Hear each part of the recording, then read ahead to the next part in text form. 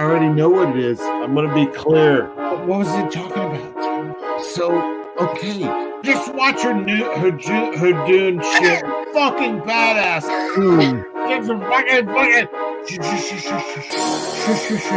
Shut up! Oh my god! Wait, shut up! You know some man rules, for God's sake. I'm talking to the lady. I don't care. Shut up! You had weapons? Badass. So fucking cool. Please shut up. Men's voices, rock hard abs, and a big cock. Giant cock. Don't ruin my fantasy. I know everything. Shut up! I'd marry her on a goddamn garbage heap. Oh, God! Fuck! Wait! Oh my God! Wait! Hold on! She's not Jew. She's not Jew. I have porn. Oh! I've been through fucking hell.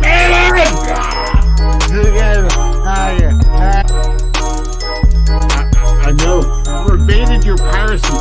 Shut up! I don't care. I just want to see what kind of jeans you're wearing. What is this thing called sex? And I gotta try it. Sure, you were molested. You're probably. Gosh, man. Her doing shit. I feel like you're a little creeped out by me. Shut up! They're gingers. They're weak. They're fucking thing. I can't get to the gun. I just want to fucking suck a dick. You're Whoopi Goldberg. Because I haven't had sex in years. Watch her nude, her Jew. Wow.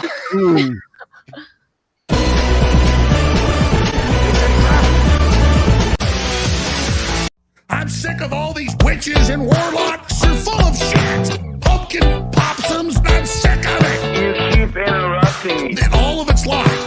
Because you're lying. That's why. Oh, there's energy and now we're done with Trump. You said he was the Messiah. You said he was invincible. I will not suffer your Q people after this. I knew what you were day one. I know what you are now. Witches and warlocks. You're full of shit. Pumpkin possums. I'm sick of it. You keep interrupting me. And all of it's lies. Because you're lying. That's why every goddamn thing out of your people's mouths doesn't come true. You said it was all over. You told us the stuff. You. Oh, God. Witches and warlocks. You're full of shit. Pumpkin possums. I'm sick of it. You keep interrupting me. And all of it's lies. Because you're lying. That's why witches and warlocks are full of shit. Pumpkin possums. I'm sick of it. You keep interrupting me. And all of it's lies. Because you're lying. That's why. Because every god thing.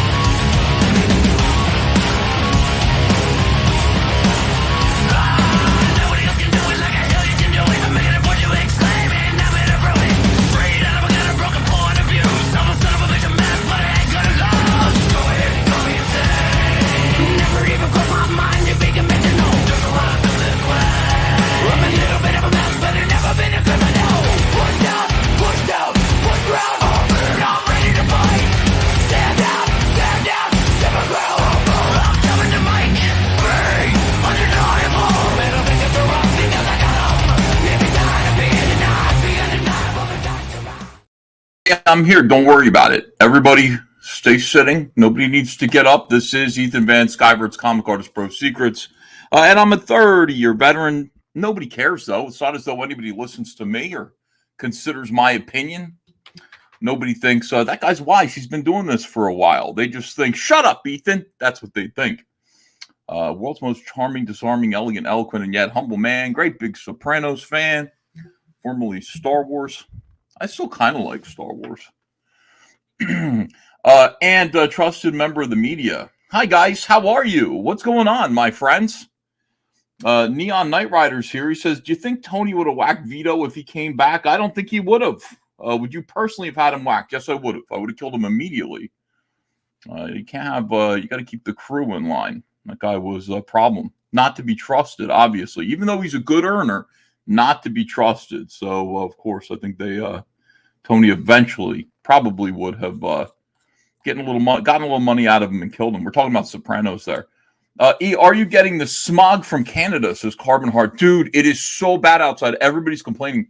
My dad and I we were thinking about going to see the Phillies again tonight because I said if the Phillies win, last night we went to see the Phillies. If the Phillies win tonight, we'll go again. We'll just keep going and bless the Phillies with our good luck.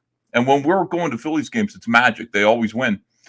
They did win, and I just looked at each other and said, do we want to go tonight? It just doesn't feel good out there. Everybody's eyes are itchy.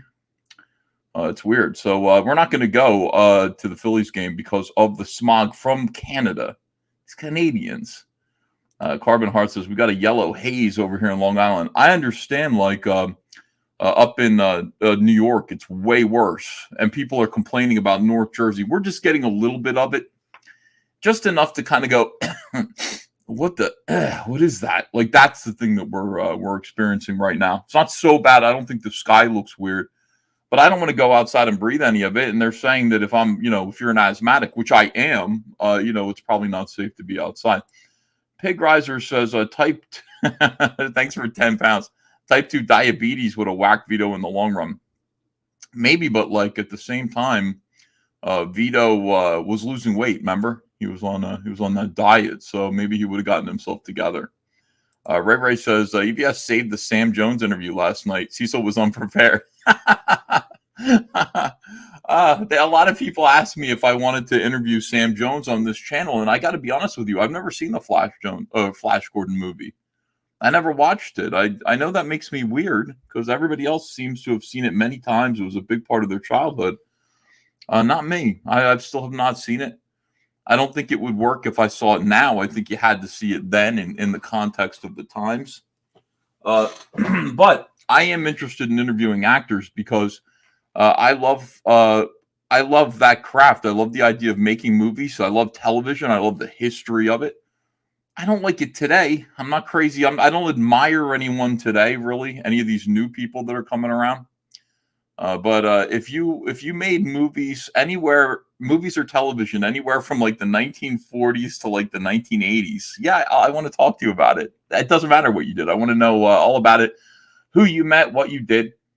Last night I asked Sam J. Jones if he enjoyed the disco era when he was most famous. I mean, Flash Gordon was 1980. He was in his first movie was 10 with Bo Derek. And I said, what was the disco era like for you? He's like, I spent 7 hours on the disco floors. He said he had a lime green leisure suit and big platform shoes, and he used to love the disco dance. See, these are the questions that you want to ask people. You don't have to ask them the same questions, predictable questions all the time. I did ask him about if he loved all the lovely ladies back then. He was coy about that. I think he had a girlfriend. And he's been married most of his adult life. Let me see. It sucks out here. So Cerrone games go. I hear you. The Highwayman says Madness and Victory. Was it Highwayman or Highwaymen? Yeah, he said that was his favorite project other than Flash Gordon that he made. It looks all right. I agree. Yes, I think I startled everyone, Aaron. My feeling is that here's the thing. First of all, if you watch other YouTubers, they're high energy. It's hard to just it's hard for an audience to endure drudgery when it comes to YouTube. Don't bore people. Use your voice. Feel free to get excited and just start yelling. Just simply back away from the microphone a little bit. Be interesting. Use your voice as an instrument. Come up with interesting things to say. Take people, put them off guard. Why not? That's YouTube. We're trying to be interesting here. Most of the things that people hate me for, I think, in my opinion, they wrongly hate me. People who dislike me, they're wrong. They're wrong to dislike me. I'm here to be everybody's friend. I'm 100% completely honest and forthright about what I think about you all the time. Very rarely do I hold back, and I think that's interesting. I think people need to kind of converse on that level. I think that's a good thing. Also, I am noisy. I can be noisy in my opinions. I can be bold. This is not the kind of, when you're on YouTube, it's not like a casual conversation among friends. That is not the time to have a telephone conversation between your pals. You're putting on a show, or else don't go on YouTube. You got to have things to say. You got to be interesting. You got to keep people pinned and glued to their screen, and that's what I try to do. Here's Phantasmagorical, who says, "Hi, Ethan in chat. Comicsgate, much love." That's hard to do in the it's like not mirror. It's different. Thank you, Phantasmagorical. The same to you as well. Fake Geek Ethan, says Eric Huffles. I didn't watch Battlestar Galactica either. I thought it was weird. I was Star Wars and Superman in the 1970s shaped my view of everything. So I just, everything else seemed fake and gay to me. I wanted to like things, but it's like everything seemed like fake Star Wars. Fake Star Wars. Here in the Steadfast links for Canadian $11. That's the least you Canadians can do for me right now, and for the entire northeast of the United States who are suffering because of your mistakes. Thank you here on the Steadfast. Very good. Mark Alcatraz says, EVS, go outside and take a nice deep breath of that clean Canadian air. That's not nice. Bibbly Bob says, you ask great questions, EVS. So thanks. And then people said, have him on Comicsgate Kings. Why? I don't have anything else to ask. I interviewed him thoroughly. I think that was the definitive Sam J. Jones interview. And when I'm doing this, I'm keenly aware, and maybe it's just me, maybe I'm paranoid. I got people grumbling about me all the time. I'm very self-conscious. I'm putting on a show. I feel like everybody is looking at me going, Ethan, shut up. This isn't about you. You're ruining the show again. You guys have put me on edge. I can't even do my radio art form. I can't even be a radio host because I'm worried about you guys saying, this isn't your show, Ethan, shut up. And then when I don't talk, when I just go, this isn't my show. This is what's going on. When you see me like this, here's what's going on in my head. This isn't your show. Shush. This isn't your show. Shush. It's not all about you. Shush. That's what it is. A lot of people, I got Sheila Alien saying, well, explain that. Explain why you just sit there like this isn't your show. It's the Jack Show. This isn't your show. It's somebody else's show. Hush. Go have your own show. You better be back on your diet, fatty, says J. Bama fan. CG Meat Machine.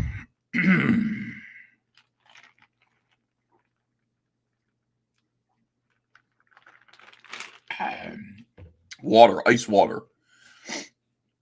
There's nothing better. It's really good, man. It really makes you feel clean and fresh. Ever watch V? I did. I watched it on Betamax. My neighbor's the Timpanellis. Do you remember Vinny Timpanelli, who my brother Josiah was wrestling?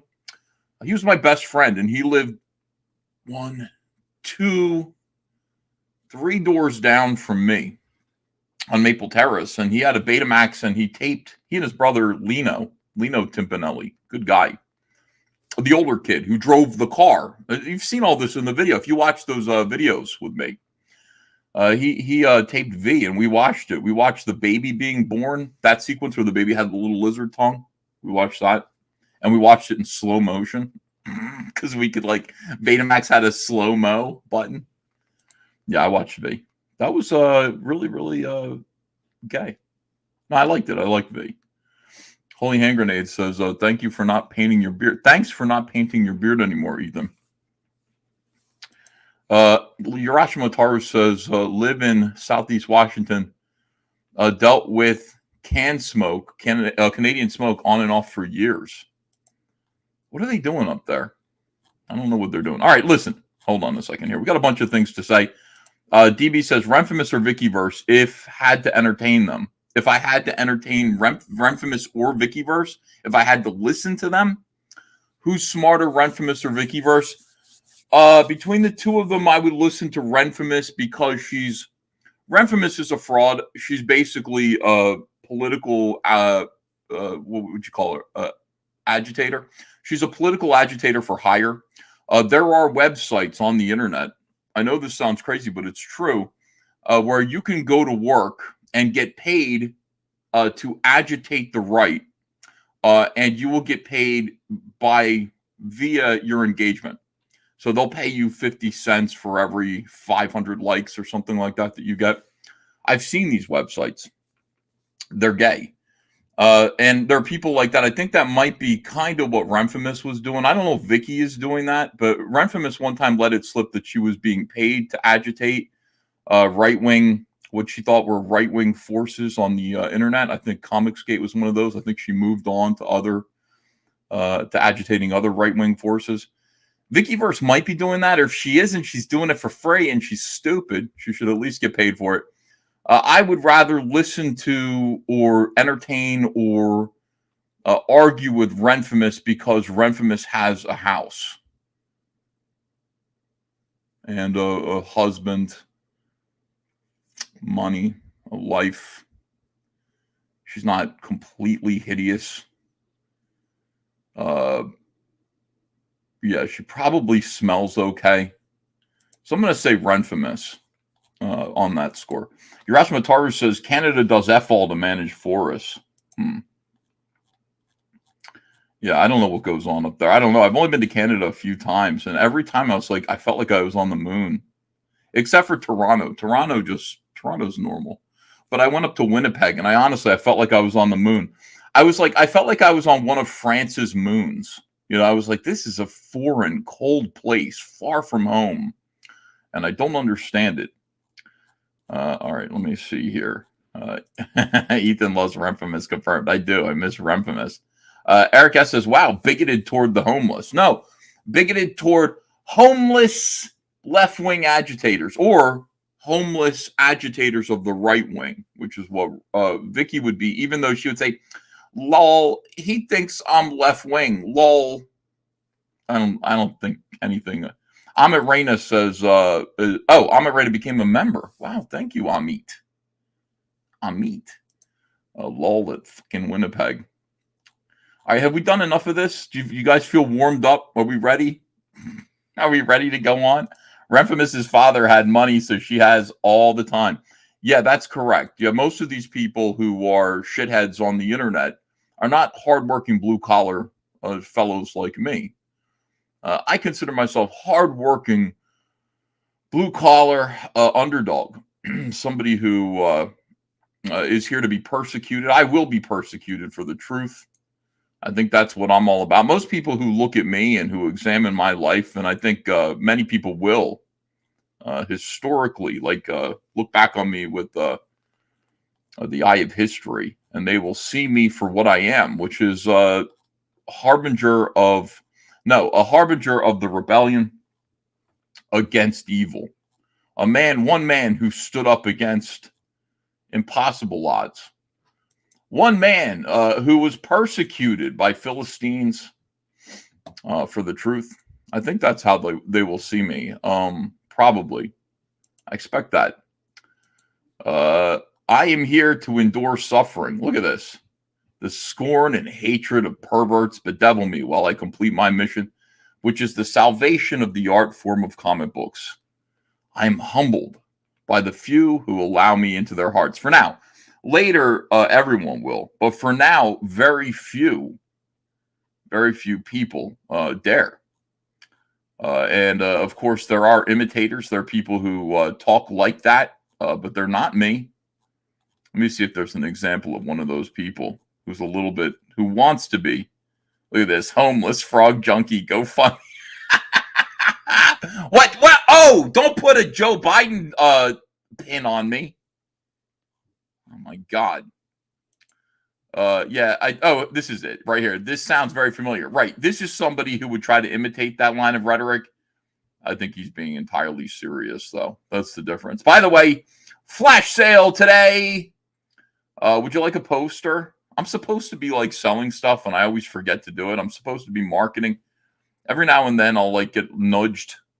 Hey, you're supposed to be selling things, and all you do is sit there and talk to Sam J. Jones about discotheques in 1977. Could you get back to work, please? I will. Here's what I've done. We've got the beautiful Kelsey Shannon Blacklight Cyberfrog poster, this American Hopper. This thing is beautiful. Have I said beautiful yet? pulchritudinous. How's that for a synonym? It really is. It's nice. Velvet flocked, UV coated, fluorescent. Take a UV light and it's going to light up. It's going to look really nice. Anyway, these are $50 ordinarily. Today, 10 people will be able to get one for $30. There is a link. This is a flash sale. You'll be able to get one of these for $20 off, $30. Just 10 people, though. Only 10 of these are going out. And while you're looking at these and while you're making this purchase, which you should definitely do, and we'll ship it out to you today, you should go and check out our other items. See this? Click that See Other Items. And you can see, look at this. Here's proof. They're $50 ordinarily. Those of you who haven't even started reading Cyberfrog yet, this is probably the best deal imaginable. This right here, flash sale, Cyberfrog Warts and Blood Honey special package. You're going to get a copy of Ultimate Cyberfrog Blood Honey. You're going to get a hardcover. Oh my God, dude, the hardcover itself is $50. A hardcover, warts and all, which collects all of the 90 Cyberfrog. You're going to get the trading card binder, and you're going to get a whole pile of trading cards to begin your trading card collection. Your trading card journey starts here with the trading card binder and all of this stuff. So you're going to be able to get this as well. $50. Basically, that's like 50% off of the price of what this stuff would cost all by itself. And we'll ship this to you as well. So thank you. I'll be reminding you guys, go over there to our eBay store. Make some eBay purchases. Andrea and Mikey will ship them out to you. And it's very exciting. Let me tell you something. It is very... Oh, I'm not sharing this tab. What an idiot I am. This is it. Flash sale, Warts and Blood Honey special package. Right here. This is what I meant to show you. Okay. I'll bet you I didn't even show you the... Every day I make the same dumb mistake. Share this tab instead. Here we go. This is the American Hopper Blacklight poster. There is a flash sale. We had 10 for sale. Looks like we've sold 5 of them. I think we'd sold 1 originally. So there are 6 available of these for the price of $30. That's $20 off the normal price of $50. Only 10 people are going to get them at this price. This is why it's a flash sale. Not everybody is going to. Only 10. The first 10 people, and then it's over. Then they're $50 again. That's what I'm trying to say. After these 6 are gone, they'll be $50 again. So if you want to get one at a nice discounted price, and trust me, you want this poster, now is your chance. Now is your opportunity to do so. Also, of course, see other items. Click that See Other Items tab. Go over and take a look at this flash sale. This is fantastic. Cyberfrog Warts and Blood Honey special package, which includes a hardcover warts and all book. You're going to get a copy of Ultimate Blood Honey, the silver edition. You're going to get the trading card binder, the Series 1 trading card collector album. And this is virtually for free, plus a nice big pile of trading cards to begin your trading card expedition and journey into madness. We have so many trading cards. Don't worry. It's worth it to collect our trading cards because A, they're beautiful, and B, there are plenty of them. So you'll be collecting them for a while, and you're going to have fun collecting them. Over here, again, this is what it's all about, the warts and all hardcover, Ultimate Blood Honey, and you're ready to go. So for $50, a great deal. And go ahead and take a look at our eBay store. We appreciate you. We love you. And, of course, if you want to see what the poster looks like, why I've hung one right there. There it is. I've hung, this is the size of it, 25 by 30, 23 by 35. I think that's what it is. Thanks, everyone. Life is Good says, already bought my poster. Is Second Chance Rec Planet domestic boxes going out this month? Just curious. Thanks, E. Yes, they are. Everything is going out right now. We are going to be finished fulfilling Rec Planet by the end of July. August 1st, we should be finished shipping Rec Planet out to people. So, yeah, a lot of people are receiving some Rec Planets from, what is this? For fuck's sake, Ethan says, I know. Start over. I tried. I did go back. I did the pitch again. I showed you. And it's new. It takes time to get used to everything. The way things, the way this new StreamYards thing operates. Dark Gift says they're usually 24 by 36. Our regular posters are 24 by 36. For some reason, the cut of this jib is 23 by 35. It's an inch smaller. I can't explain that. I said to them, hey, how about if we make them 24 by 36? They said, how about 23 and 35? And you shut the fuck up. And I was like, whoa! Okay, all right. I can't, these are black light posters. You can't control everything with these. These are, they're a special product, very special product. All right, here we go. Let us begin. Chloe Siengdahl says, I love seeing you fulfilling Rec Planet. I love it too. More people are receiving their Rec Planets. We are getting people who are receiving them. Oh, before I do that, by the way, a lot of people are also receiving their action figures. We shipped out 500 action figures so far. There's still 71 that are boxed up upstairs. I think Blood Rage Cyberfrog is boxed up upstairs, about 71 of those. Mikey didn't come in today. He's going to be in tomorrow. He says he wasn't feeling well. I hope it has nothing to do with Canada, but you never know. Anyway, people are receiving their action figures. I just put this tweet out because I think it's kind of interesting. It's fun. For the second, people are asking about the second wave. Is there going to be one? Yes, of course there will be. And I think there will be a bonus for people who sign up early. Second wave Cyberfrog action figure set. I'm going to have accessory packs to improve the first wave toys.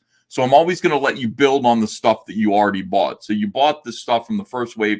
You're going to be able to get more accessory packs to improve those toys with the second wave. This is what you're going to get. You're going to get a melted human being. You're going to get a gore pile. Look at that. By the way, nice Heather Swain shoe in this gore pile. This is not Heather Swain's melted body. It looks like it is, but it isn't.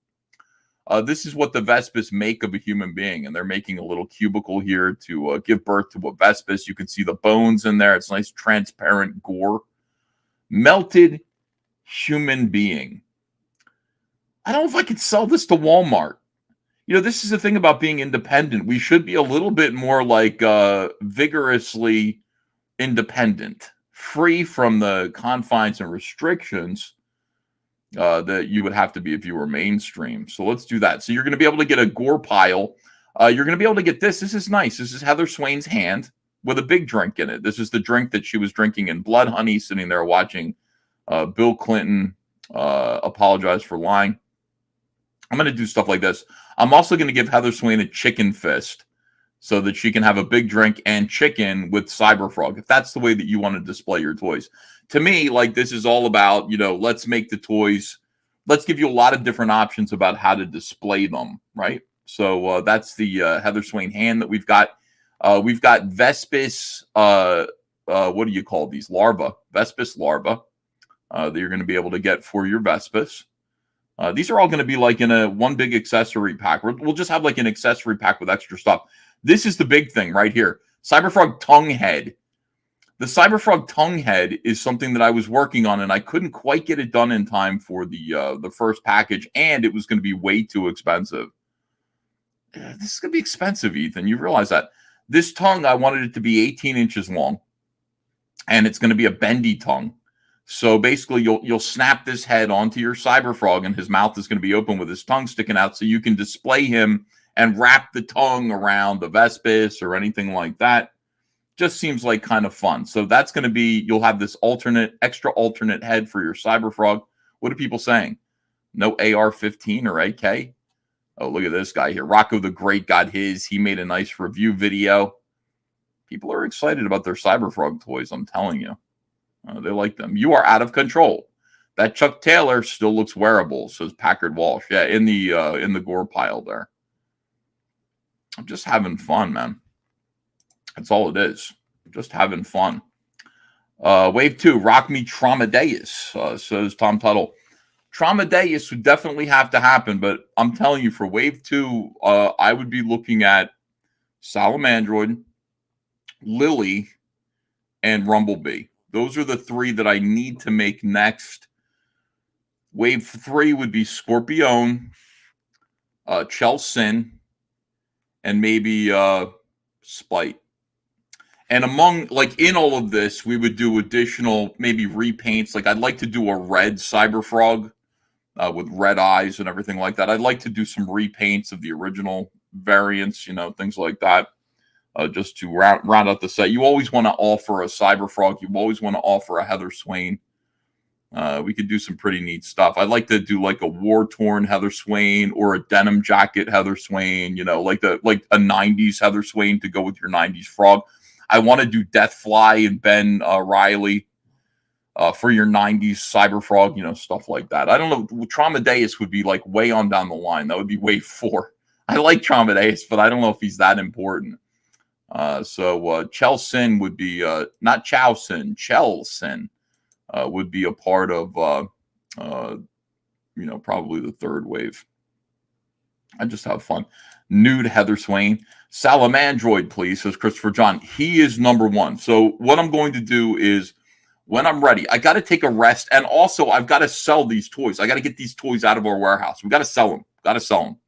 But once we do that, once we sell a bunch of toys, I might make a deal with Walmart and I'll do it right. Might make a deal with Target. Might make a deal with any one of these toy stores to sell Cyberfrog toys.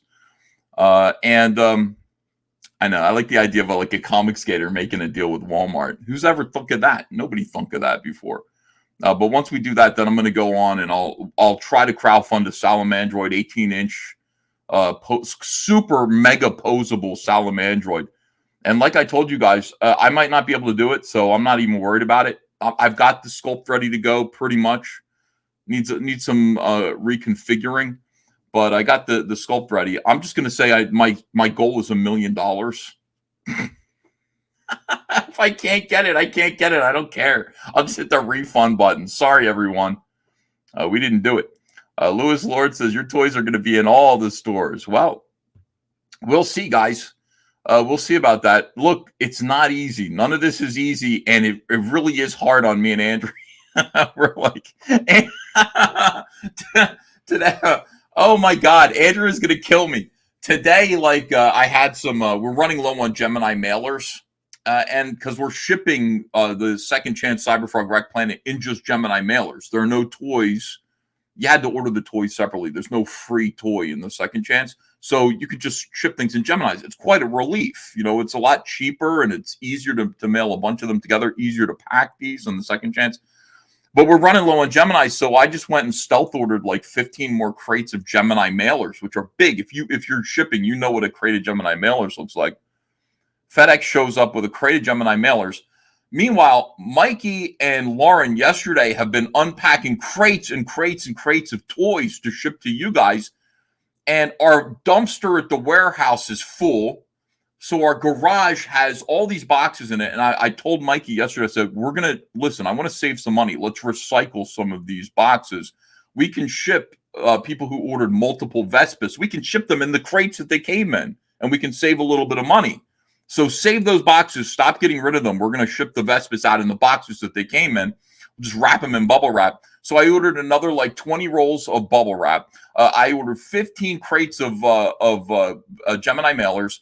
And then I also have the garage filled with empty crates from the toys. Andrea comes to the FedEx shows up with these. She's like, where are you putting those? And she's looking, the garage is literally filled with boxes. We got a 3-car garage and it's just filled with. I said, this is my kingdom of cardboard, Andrea. She's like, why do I live like this? I'm like, because this is our business. This is what we do. Andrea's like, why do I live like this? When is it going to stop? I don't know. It's never going to stop. This is what we do. This is I am the king of cardboard right now. Make a cardboard background drama or diorama, says a student of God. Yeah, I could do something like that. But she's like, what is this? When is this going to stop? It's never going to stop. If we do Salamandroid, what do you think? It's going to get better? We're going to do Salamandroid. We're going to have to, something else, guys. Get a warehouse built in the property. Yeah, I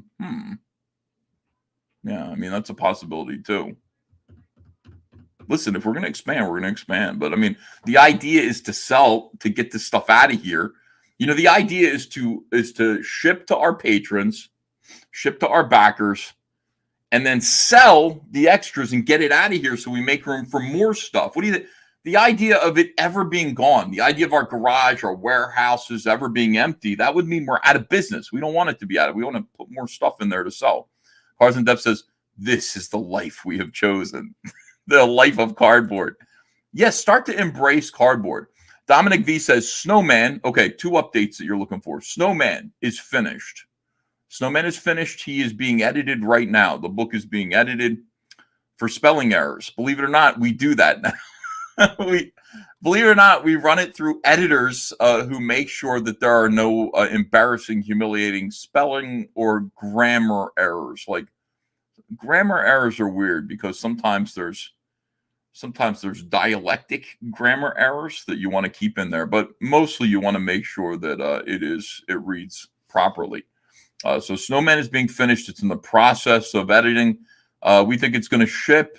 It's going to ship to you guys sometime in August or September.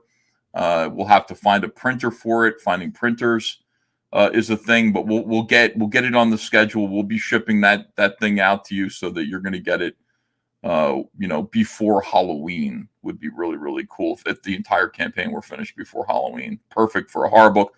Wreck Planet update.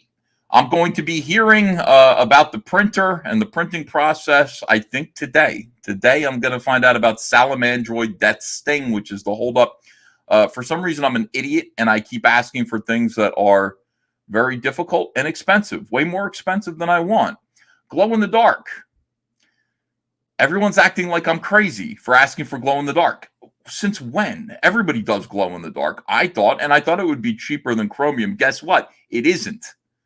It's more expensive than chromium. So, myself again.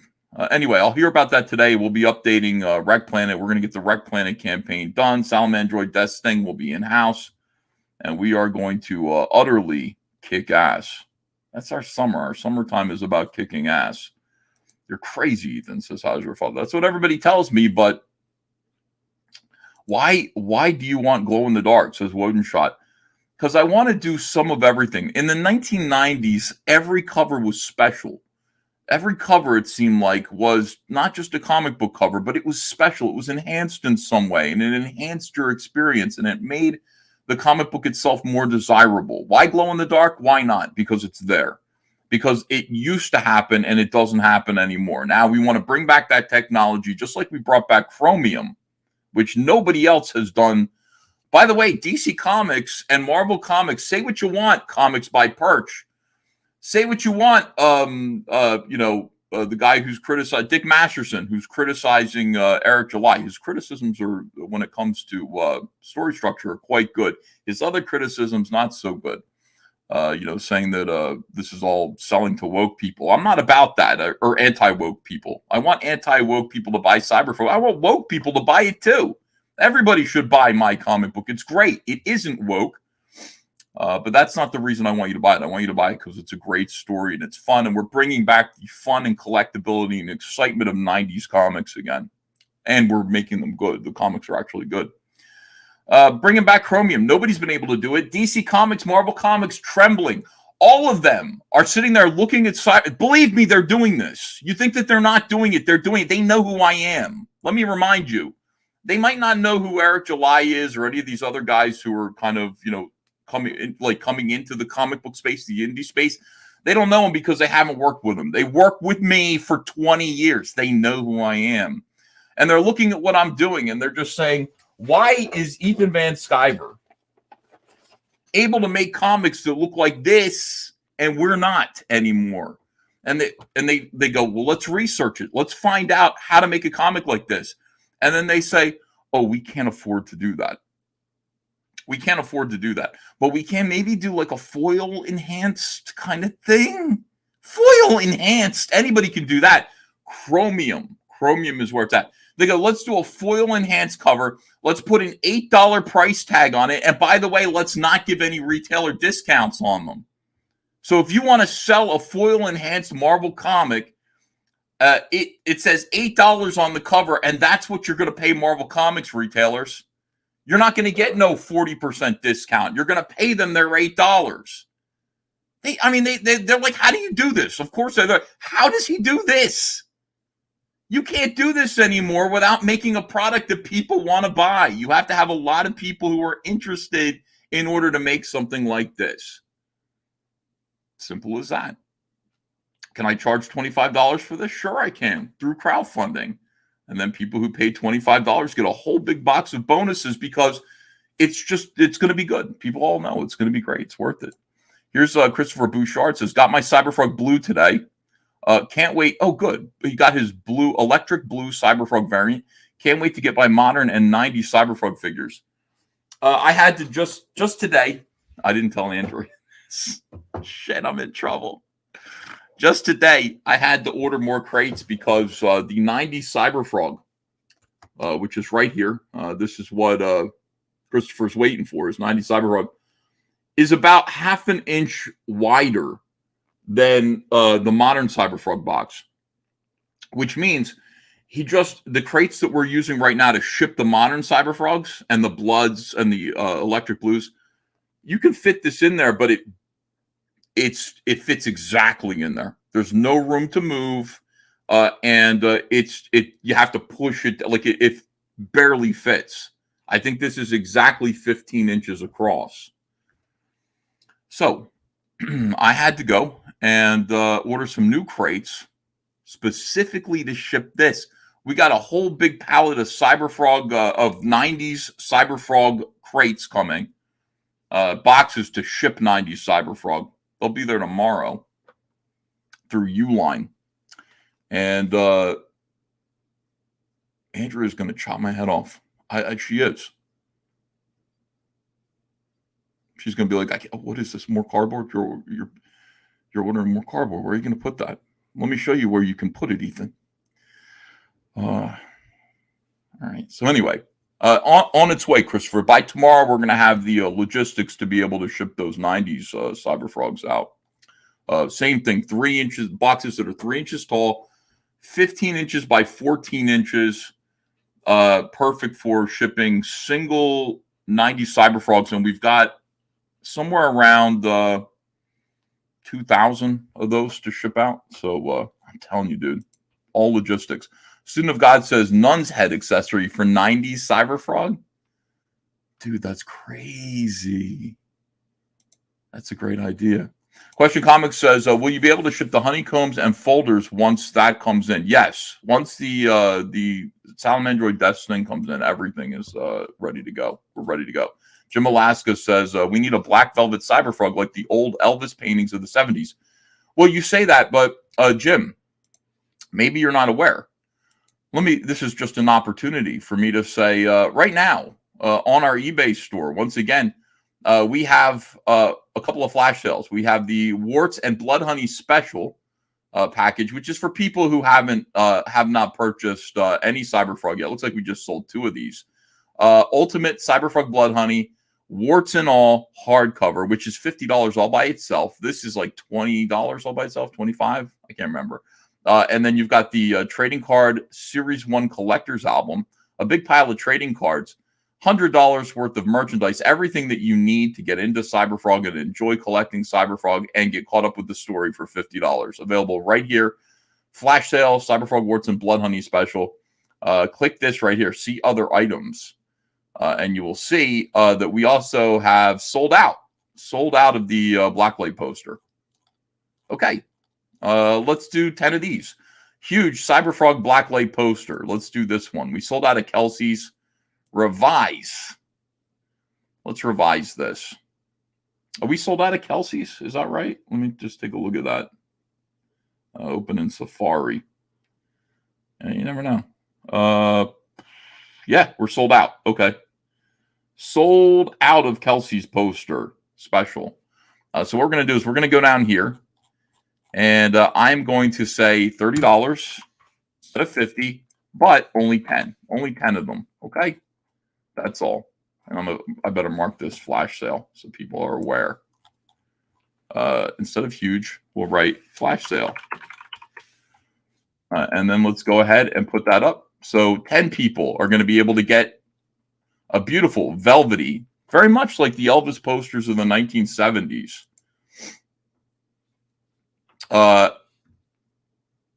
Cyberfrog Heroes poster, Blacklight poster, 23 by 35 inches. Only 10 of them, okay, are available. You will be able to get them for $30 instead of the normal price of $50. I stop sharing now and come visit you guys and see how you're doing. Make sure that you're okay. And then we're going to go do this Perch video, which everybody's telling me about. People are like, Ethan, did you know Perch is aggro and crazy? I'm like, what are you talking about? Like, it's true. Let me see. Flash sale, frog, blacklight poster. All right. Paste. Beautiful. I can get this done. I'm not that stupid. I mean, I'm pretty stupid, but I'm not that stupid. Replacing it as a pinned message. All right. And there we go. We're back. We're all ready to rock and roll. So there you go. Jim Alaska, thank you for $5. Problem solved. We got the huge black velvet cyber frog, just like the Elvis paintings of the 70s. We got it. We got 10 of them available for 10 people at $20 off. Let me see. Dumbledore says, Ethan, you're just like the quartering. Both of you want to sell your crap to everyone. Well, the difference is my stuff is good. And I'm smarter than that dude. And handsomer than that dude. And I have talent. Other than that, we're exactly the same. Deanio says, has Matt got other ideas for the next book or straight to Snowman follow-up? I haven't talked to him about it. Hey, listen, this episode of Snowman nearly chopped his head off. It took him like 2 years to do. But if he wants to do another Snowman follow-up, we'll talk about it. I don't know if I'm not positive that I want to publish it, but we'll see. It's doing other people's stuff takes my eye off of the ball when it comes to my own stuff. And then people say things to me like, you only did 2 books of your Cyberfrog. And meanwhile, I've done all of this and other people's stuff. It's better just for me to focus on Cyberfrog and Rainbow the Brute. Michael Bancroft says, we do these things not because they are easy, but because they are hard. That is why we went to the moon. That's why we made action figures. Wandering CG King Marduk Knight says, this is how civilizations end. They forget basic craft. Yeah, it's true. Hold on a second here. Let me catch up. Ethan, please don't let John and Shane get beat up. Says Mr. Joker 1128. Well, I'll do what I can do, but Angela Curry says, where's Holiday? He came down here and looked at my artwork for a while. On my desk over there, he said, you are really... and then he went back upstairs again. He's just relaxing. He has not been on the stream yet. And his hair was messy. It looks like he really is just sleeping and just enjoying having a nap. Space Monkey 0899 says, Samurai Ninja Cyberfrog, Cowboy, Knight in Armor. Oh, like to do like the Turtles and do like... We're running out of ideas. I'm coming. Uh-oh. He heard you. I thought I heard my name used in vain. Uh-oh. Uh-oh. Lord Raptor Jesus says, do you have any more Kelsey posters for sale? Thanks. I do, but they're going to be normal price now. Hey, Pop, how you doing? I couldn't be better, son. I'm recovering from last night's great experience. See what I said about his hair, though? His hair is it's a little messy, Dad. A little messy. We may go back and But- throw a little water on that. Little dabble, do ya? Yeah. Brill cream, a little dabble, do ya? Use more, only if you dare, but watch out. What? The gals will all pursue ya. They'll love to run their fingers through your hair. That's right. Brill cream, brill cream, brill cream. Yeah, that's a commercial from the 1950s. Yeah. My dad must be like, what is this? How do you know that? All right, I got to put Kelsey Shannon's poster back up for sale. Let's see here. Let me see. We'll click on this. I hope you give a shout out to those wonderful reviewers, toy reviewers that we heard last night. Oh, yeah. You need to do that. I mean, they were so gracious. They really took a close look at the Cyberfrog toy, and they have experience with toys. Yeah, there are some guys out there who do nothing but action figure reviews. They have followers. They Yeah. loved your toy, and they loved the packaging. And they had a lot to say about the quality control and the care you took with everything. You didn't use cheap materials, and obviously worked hard to put together a good toy. So I hope you'll say something nice about those. I don't know who they are. I don't. Rocco the Great was the guy with a lot of energy. Okay. Yeah, I liked him. Rocco the Great was just like, he knew how to make a toy review video, and he posed it and everything, and he gave us a great review. He had one little thing. He had a couple of little complaints and suggestions, and I agreed with him about both of those. He said Cyberfrog needed a waist swivel, and the ab crunch was largely ineffective. I agree with both of those. Cyberfrog's belt got in the way. I think that was the problem. The look of the figure, I want to keep it. I want to make it so it looks like Cyberfrog. I didn't want to mess with the silhouette too much. But a waist swivel, boy, we really blew it there. I would like to do a waist swivel next time, Pop. Yeah, I appreciated him. The other guy is Andy Masterson. Did you see the action figure that somebody made of me? It's like full like G.I. Joe size, 12-inch action figure of myself wearing a yellow hoodie. That's Andy Masterson. I didn't realize it, but he did a really nice 20-something minute review of the Cyberfrog toy, and also talked about how he wanted to make a Cyberfrog as well that was 1/10 scale or 1/6 scale. That is, he would be capable of doing that. He is somebody who can sculpt. But he said when he saw this toy, he thought about making a Cyberfrog. He realizes it would be a daunting task. Travis Parrick says also you have more testosterone than quartering. I think that's true. We're manly men around here, Dad. We don't mess around. At least we used to be. Yeah, we're losing it. We cry at inopportune moments, don't we? Yes. Baneling in Shadows, thanks for becoming a member. Appreciate you. Everybody's happy to see you. Look at this. Hail Holiday. Hail Holiday. What? I love your friends here. I love them. These are great people. I hope someday I get to meet each one and get to know them. Yeah, I'm going to meet some of them. I'm going to be doing a convention in New Jersey, my first convention in six years. So I'm concerned about it. I'm sure that there will be a few assassination attempts, but I think I'll be okay. I have a Secret Service that will be with me. I call them the SS for short, Secret Service. So I should be all right. Now, my appearing anywhere is controversial to some people. They do say that I am racked with controversy, but I'm not. I'm just a frog merchant selling frog stuff. 200 Watt Studio says, show Andrea sign out front. The world is yours. The world is yours. Yeah. All right, let me catch up with everybody here. Praise the son and the son's dad. That's Angry Manually. Dad, if you want to grab a chair and sit, you can sit. Well, your beloved wife is up there making corn on the cob right now. And she's using that recipe we found, where you put a cup of milk in the boiling water and a whole stick of butter in there. And yeah. So I'm looking forward to that. Jersey corn right now. Jersey corn. Yeah, it's fresh. It's all here. She started buying some and she made it, and she's just like, this is really, really great. And so she's continuing to make some. I'm going to stick to steak today. There is a nice steak waiting for me in the fridge. I will be eating that. I'm on my diet. Yeah, I know, Dad. I know. My dad's a vegetarian. Why are you a vegetarian, Dad? Out of compassion, reverence for life. Following the teachings of Gandhi and Sir Albert Schweitzer, I just wanted to become less aggressive.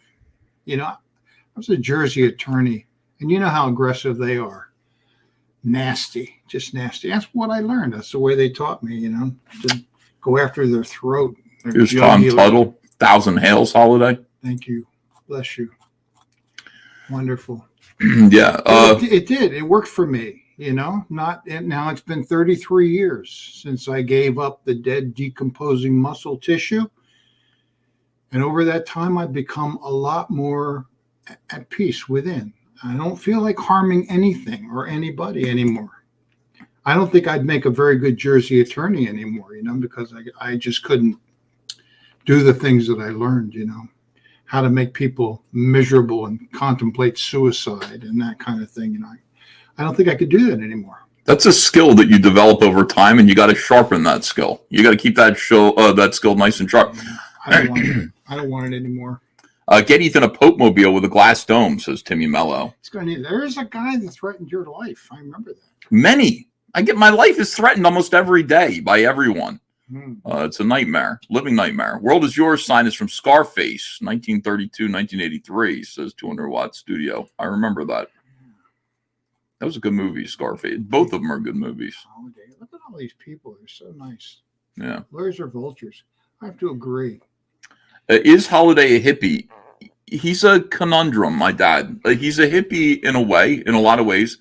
He's also a ferocious conservative in other ways. When it comes to animal rights, kindness, compassion, he's nothing like me. I don't believe animals have. No, I do believe animals have rights. Dad, I can't say that. Well, once you I do. are licked in the face by a cow, your whole attitude changes. You see how loving they are. You wouldn't want to harm them. You wouldn't want to eat them. Licked in the face Yeah. by a cow? Yeah. I went to Sunnyside Farms, not too far away from here. Yeah. Years ago. Just hanging over the fence, a cow approached me and licked me in the face. It was one of the great experiences. It changed the whole trajectory of my life. Here's Adolf Hitler, who says, Ethan, treat your dad good. I will. I will try to. Thank you, Hitler. He does. He does. Oh, my gosh, yes. We had a good time last night. Bought me French fries, pretzel. And, my dad, who does not drink beer, you've never had a sip of alcohol in your life. That's correct. Other substances, yes. But alcohol, not so much. You've avoided alcohol. Anyway, I went to get a Yingling yesterday. I want to enjoy my ball game. I want to have, we had pretzel bread, a braided pretzel, which was fantastic, and beer. I got Yingling. You got a water. But what did you ask the lady behind the counter? I wanted to know about, whether they were selling many Bud Light beers. She said no. And the shelves were full. He wasn't selling any of that stuff. Well, rightly so. See, hippie but conservative at the same time. Russell Hall says animal rights laws were pioneered by the Yahtzees. Well, I mean, so yeah, okay. Did you ever go to those Hagen, Pennsylvania pigeon shoots with us, with PETA back in the day, back in like the 90s? No, you never went? No. I protested George Bush's illegal war in 1990 with you in Washington, D.C. Yeah, I remember that. I did do that. I went to Earth Day where I took that picture of John Denver, which you gave me when you arrived at it. My dad saved a bunch of photographs. You saw the weird photographs of my prom, things like that. But also, and there was another one. I took a picture of Tom Cruise there. He was there giving a speech. John Denver gave a little concert, and I got this picture of John Denver, who is now amateur pilot John Denver, who is now deceased. Dead, croaked. These guys, you know what I mean? Like, here's the thing. You tell me you're somebody who likes to fly single-engine planes, and I'm going to predict the way you're going to die pretty quickly. Those two things coincide all the time. I don't know anybody who's like, I'm an amateur pilot who doesn't die in a plane crash. It's ridiculous.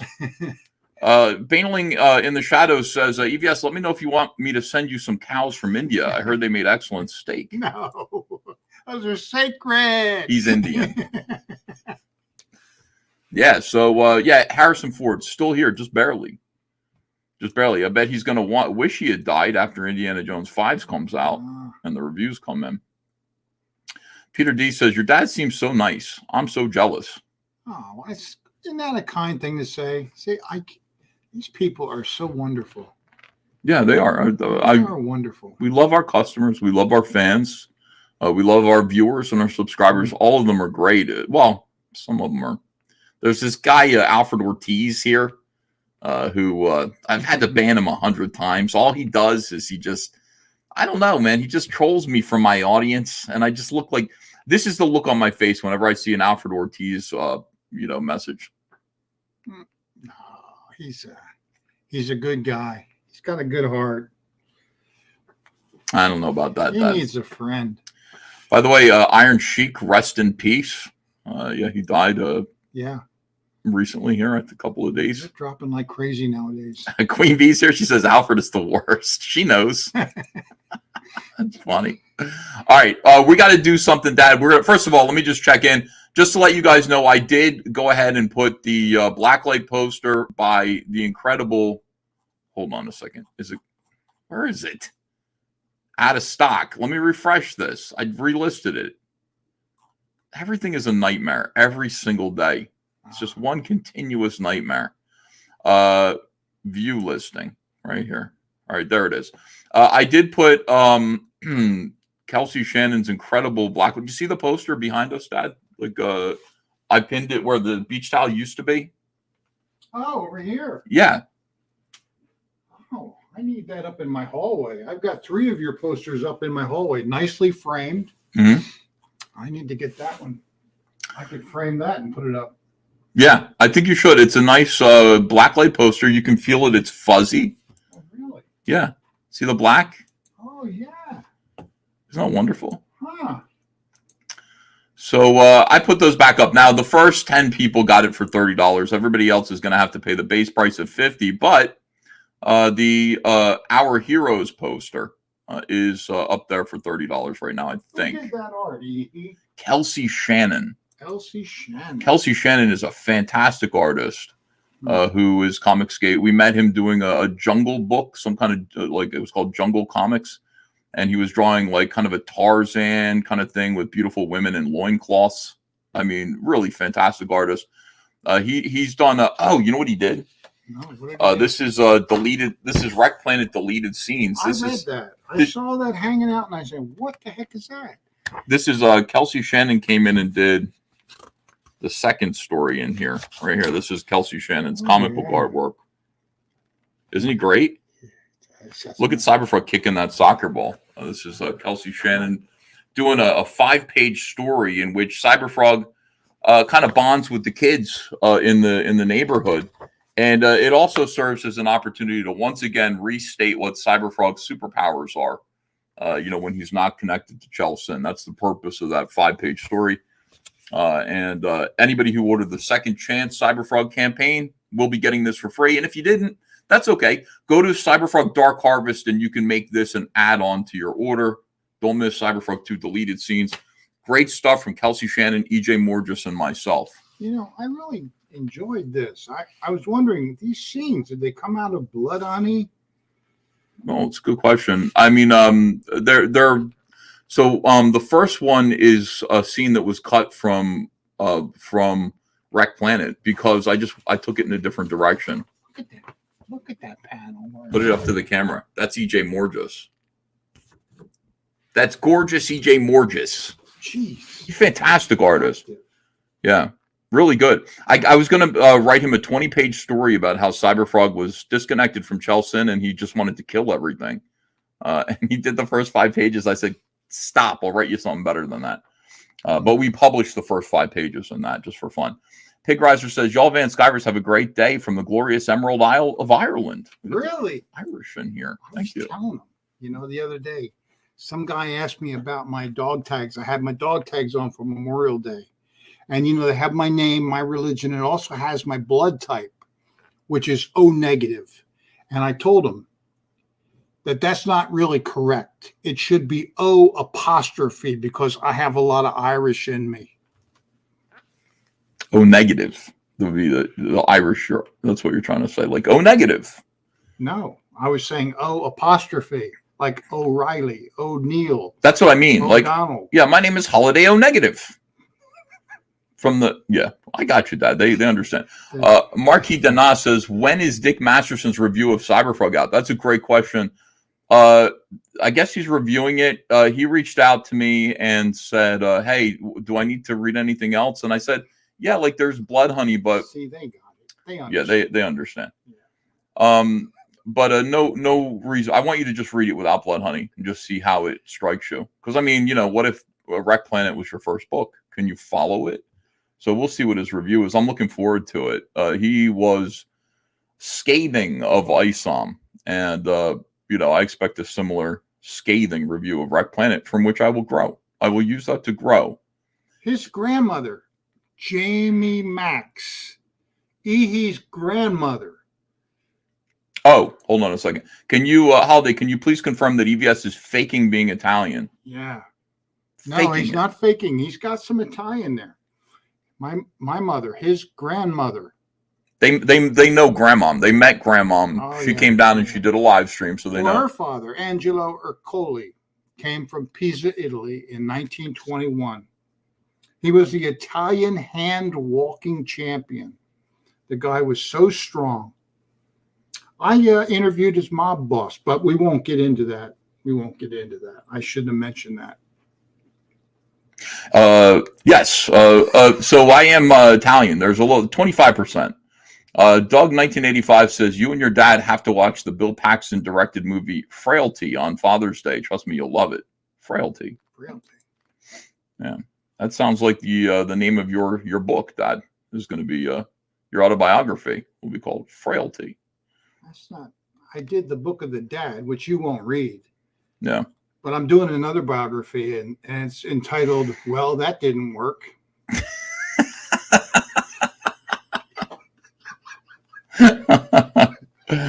Oh, my God.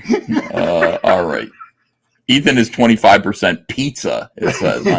Yeah. Ethan, your gain is too high. Oh, I've heard that. Is that better or worse? Wait, that's worse. You're supposed to put your gain right in the center. And people are saying it's too sharp, though. Oh. My voice is sharp in general. I think we'll just leave it there. All right. So here's the thing, Dad. We got a guy named Comics by Perch who wants to criticize. I don't know what. What's there to criticize? I don't know. I don't know what. Like what? Why be mad at me? What did I do? But he wants to criticize things, and people sent me this video. And said, you need to, this is like just, a call to violence almost. I was like, what the hell? What are you talking about? Now, I saw that last night, Shane Davis and a stone-faced, pissed-off-looking John Malin already did this. They already EFAP'd it. Now, I have not EFAP'd this. I don't know what it says. I have no idea except that, well, it's an excuse to make a video. 10% crapper. I was just talking to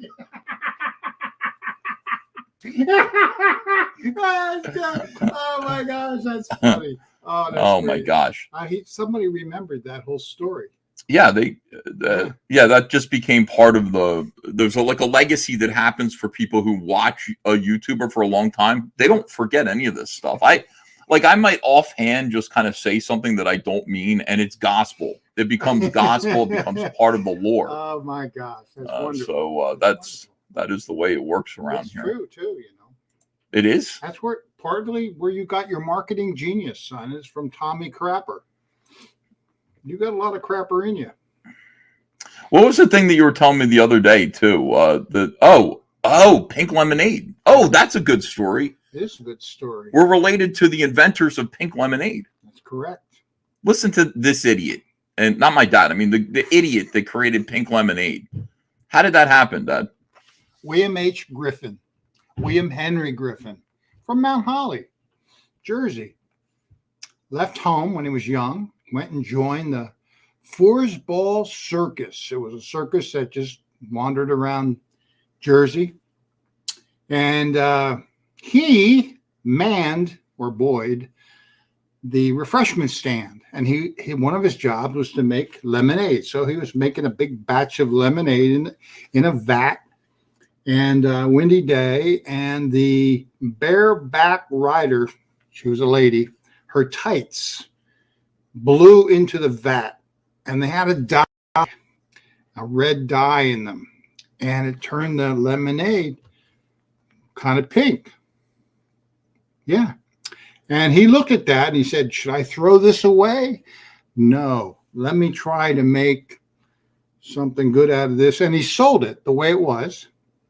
Pink lemonade, and the sales rocketed that day. Everybody wanted to try out this new pink lemonade, and he figured out a way to add like cranberry juice or strawberry to future batches of lemonade and sell it as pink lemonade. William Henry Griffith. You're related to that marketing genius. I gotta admit, it's the dumbest story I ever heard, but I will say this, when I go to buy lemonade and I have the choice between pink lemonade or regular lemonade, I always go, pink sounds like it's going to be better. Yeah. I buy pink lemonade. That is good marketing. You go, what is it? Well, it's nothing really. It's a little bit of food dye, or sometimes a little shot of cranberry or something like that to turn it, some kind of food additive to turn it pink. Or red dye number 50 or something. Yeah. That's on my father's side, not my mother's side. And what year was this about? He was born in 1856 and he died in 1938. It probably happened 1869 or so in that area. Wow, that's amazing. Yeah. Pink lemonade, everyone. Pink Our lemonade. legacy. Just one more thing for us to be proud of, Dad. Just one more thing for us to just be thrilled about. All right, let me see here. What do we know? Lemonade Man Skyverse. And back, by the way, I actually love lemonade. It's my favorite thing. All right, so we're going to get into this Perch video. We're going to see what this guy has to say. I did just look. It looks like we have sold 4. Yeah, we still have 6 more left of the Cyberfrog Blacklight poster at the discounted price of $30. So if you want one of those, don't miss out. Grab one right now. The Kelsey Shannon one sold out almost instantly. That's the power of Kelsey Shannon. With that having been said, let's go ahead and take a look at all this. I got to clear this out. My entire got a million of these up here. Wonderful people. Tabs. I love their comments. I swear. I could sit down with all of them and just talk.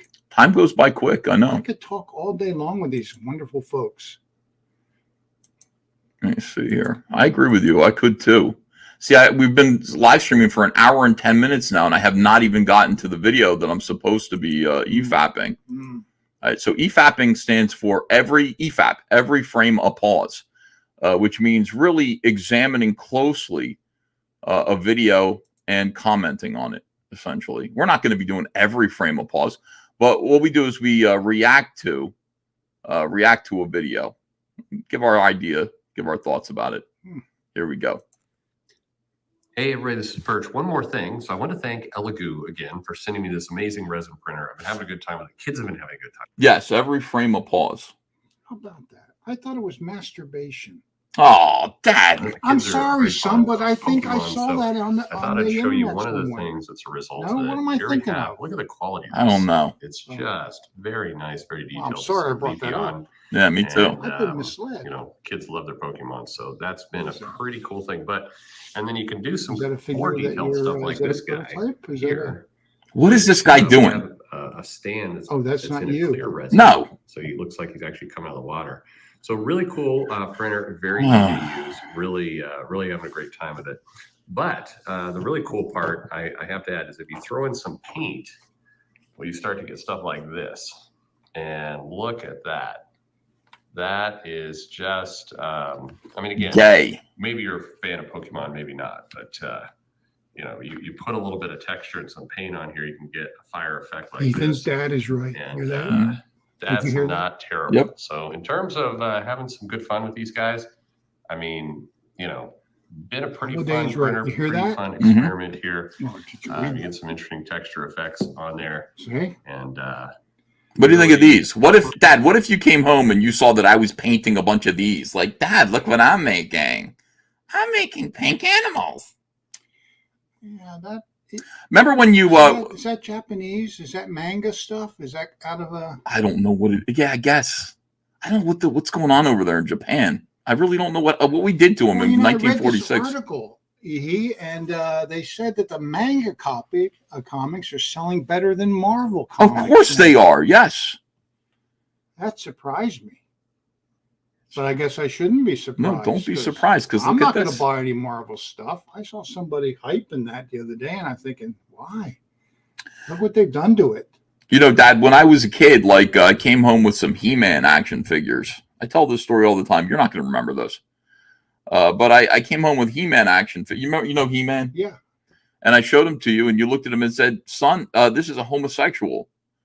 I said... Did I say that? Yes. I was probably like 9 or 10. And you said, son, this is gay. And I said, I don't understand what you mean, Dad. And you explained that it's an overly muscular man who is half naked in a loincloth, probably gay. Yeah. This is gay, son. Yeah. I was always direct and honest with you, wasn't I? Yeah. That's the way I am. So when I see the thing is, like, what if I gave you this? You know what I mean? What if instead of that I came home with this and I was playing with these twee little animals? No, it looks like a cartoon on TV. You know, it doesn't. Yeah. Is that what it is? I guess I don't know. I'm just saying it's weird. Like there's something about it that I don't know. It's weird. All right. Pretty well, you're fun thinking to work Cyberfrog. I mean, anyway, thanks, Elegoo. You have this kids kind are of, having a great time. You know, mass market stuff. The moment is here, you can stop your search. It's Comics by Perch. I don't know if you can Hey, hear any of this. Perch, this is a longer mail, so let's get right to it. It says the. You know what we could do is I could just put. I think I might be able to just put the volume on. It doesn't, for some reason, like the comments pile up at the bottom here. It doesn't. I'm seeing Ethan's dad is right. And it won't move because it's stuck there, unfortunately. I like to look at that. All right, I'm not going to do that. I like the sound of that. All right, then. Who He's is being respect. right. So, by the way, I've done a lot of videos about the dynamic between customers and fans and everything else. Remember that. And I mean, at the end of the day, we're all making it way too complicated. The issue here is we don't own these properties as customers. Other people do. They can do whatever they want. We have the power in the sense that we can buy it or not buy it. It is understandable that some of these properties have been around for a long time. The companies have built up a lot of loyalty, and then they're fucking around because they're doing who knows what. You can hear it or can't hear it? They can't hear me. No, they can hear you. They can hear me? Yeah. I remember that book. Yeah, that's Crisis number 7.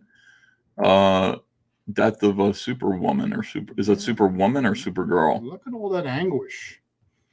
Yeah. That's how I feel when the Phillies lose. I look just like that. Yeah, so does Philadelphia. Mhm. See all the Philadelphians like lined up there, like and it looks like a baseball stadium too. They're different levels, you know. Yeah. You want to go to the game? We could go to the game. No, that's not, because the air quality out there is atrocious. Your beloved wife said it's at 159 now, I think she said. What does that mean? Well, it's 159. 100 means it's hazardous to your health. Yeah. So it's above that. It's not good for you.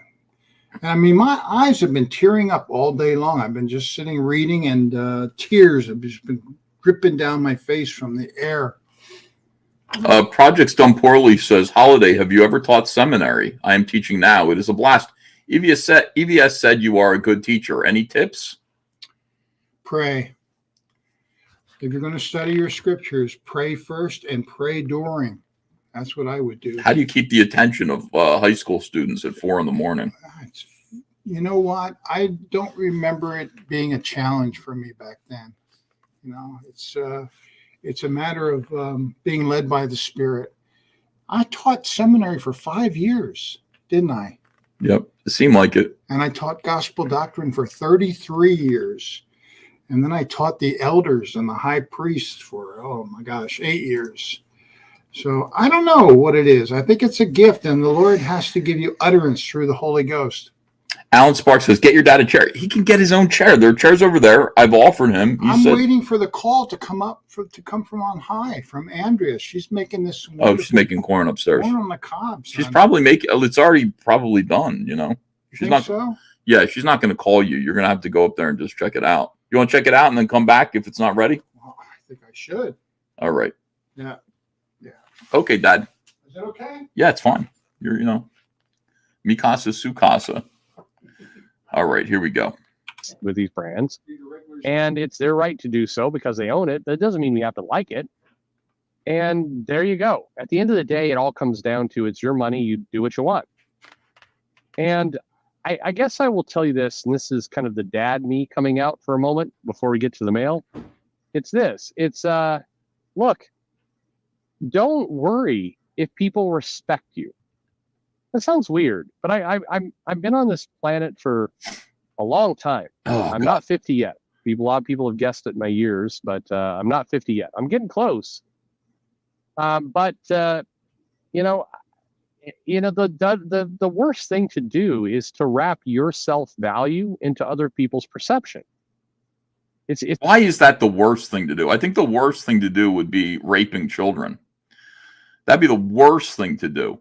Being worried about people respecting you and insisting that they do so isn't the worst thing you could do, is it? I could probably list like several things that are worse than that, Perch, to be honest with you.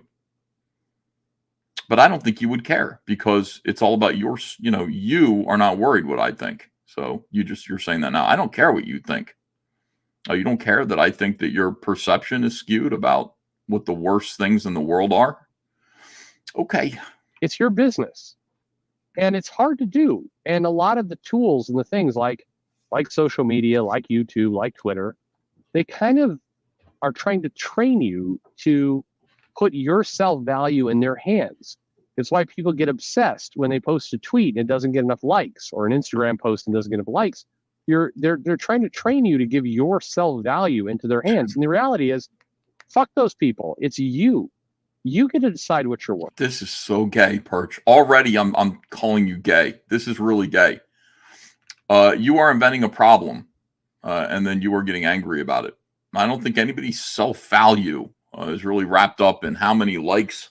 Actually, there are a few people. Patrick S. Tomlinson is like that. So give this speech to Patrick S. Tomlinson, and also give him the speech about not caring what other people think about him and all this stuff, because he'll agree with you. You can say, don't worry so much about getting likes on Twitter. He'll say, shut up, child.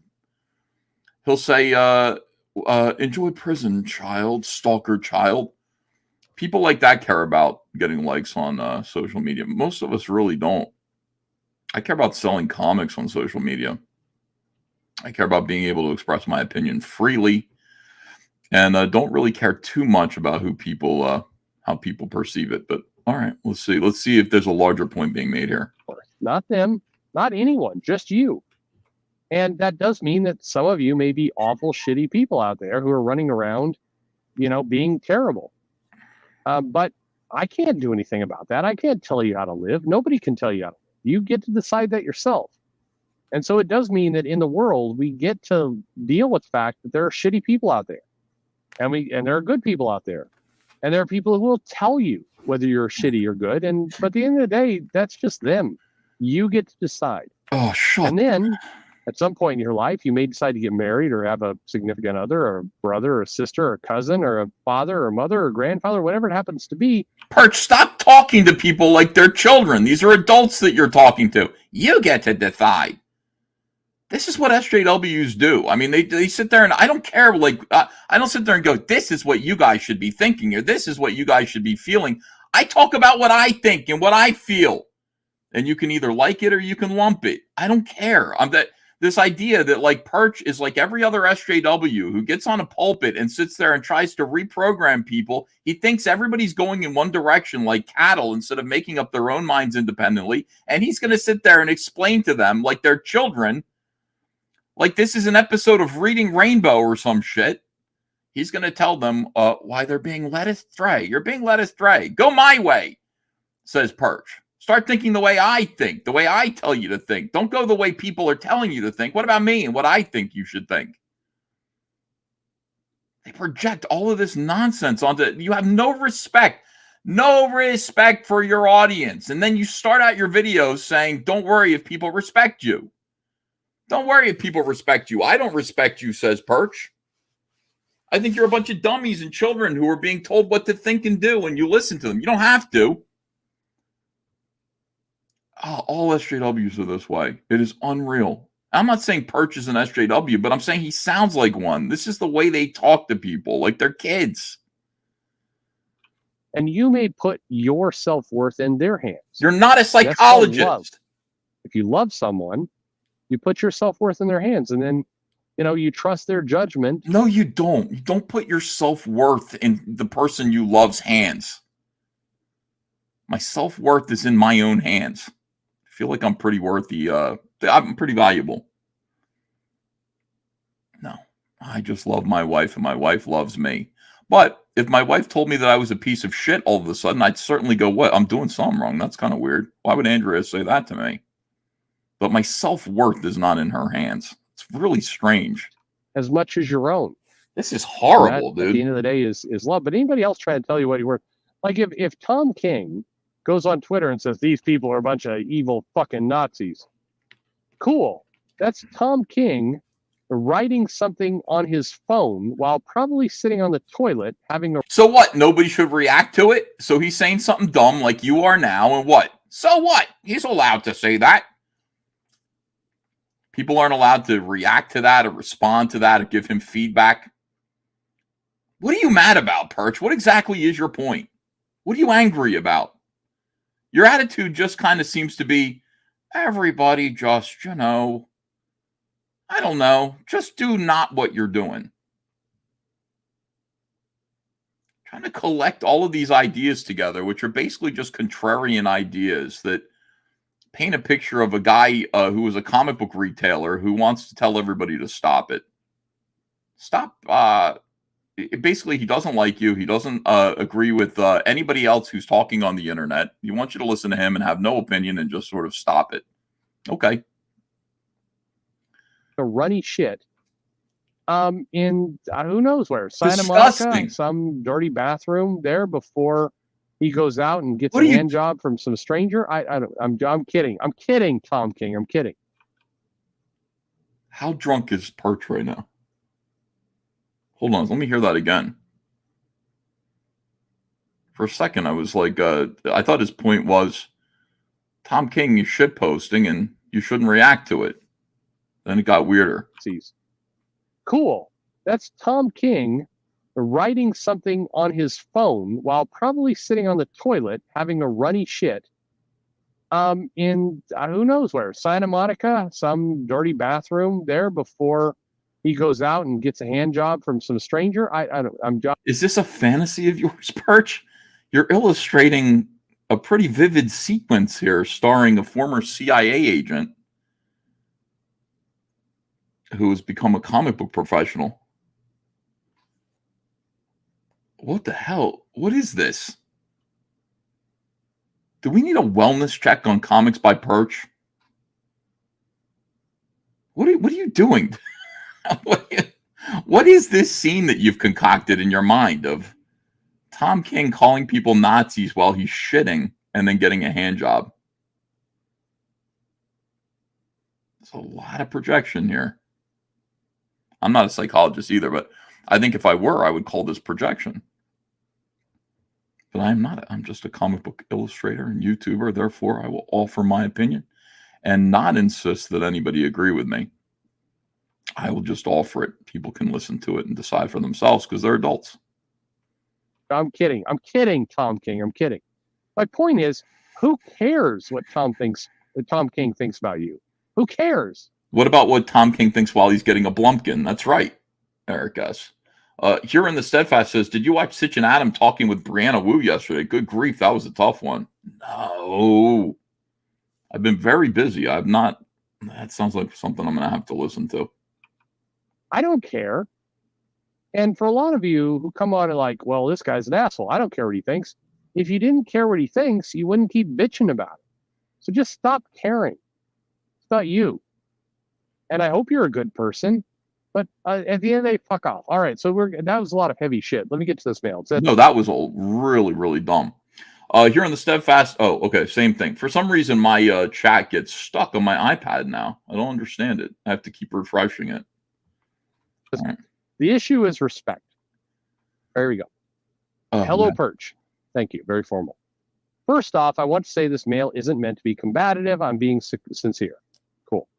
I'd say every couple of weeks you respond to mails where your conclusion is basically, look, my problem isn't woke, it's bad writing and cheap talent. That's true. I think woke is a distraction. I still think it's a distraction. I think if it's a good story. Well, it isn't. It's the entire agenda of the people who have made it a point to invade comics. It's how you know they're there, and all pop culture. It's not a distraction, dude. It's their entire thing. When you say if it's a good story, it's never a good story. How could it be a good story when it's woke propaganda? It will never be a good story. How can you just ignore this? I like people who are so blasé and they hate, or they're either jealous or some kind of envy or something like that. I don't really understand the psychology of the anti-woke. I don't understand. Wait, anti-woke. That's what I mean to say. The anti-woke. The psychology of this is to just sort of dismiss it as not a problem. It doesn't really exist. And who really cares? Because it's really all about good stories. Do you understand? There are no good stories coming from these people, and it's because of woke. It's not that, well, they're just shitty and they're not doing a good job of being woke. No, they have an agenda. Their agenda is woke. Their agenda is intersectionality. That's what they're trying to do. Intersectionalism. Intersectionality. That's their agenda. Their agenda is to compartmentalize people by race, class, gender, sexual preference, tell them what to think, how to vote, explain to them that they're victimized, various levels of victimization, and society's classed by oppressed and oppressor. You are either the oppressed or the oppressor. And that's their entire agenda. And they're going to use comics, movies, they're going to use video games, they're going to use everything. They hire each other. They're even using beer now. They're using advertising, and they're promoting weird gender ideology. They're angry. They're protesting. They protest over fake shit that doesn't really matter. They gaslight society. Oh, here's a guy who's threatening women on the subway. A crazy person who's threatening women on the subway. And a Marine who is Caucasian has to subdue him. And the guy dies in the conflict. Therefore, because it's a matter of black and white, oppressed, oppressor. Obviously, this is an injustice here and not a clear case of self-defense and a hero on the subway. Therefore, we must do what? We must, I don't know, cut off our dicks and light our cities on fire. That's what we do when we're leftists. We castrate ourselves and just set everything on fire. Call it a protest. And remind each other that Black Lives Matter. That's what we're doing. And all these people, this whole thought process is making its way into comics. It's making its way into everything, but I can't control the world. I can definitely control my little comic book space here, in which I make Cyberfrog, in which I talk about indie comics. I can at least do something small here. Stop gaslighting people that this isn't a problem. This is the number one problem in society right now. And it's everywhere. And it's present in everything.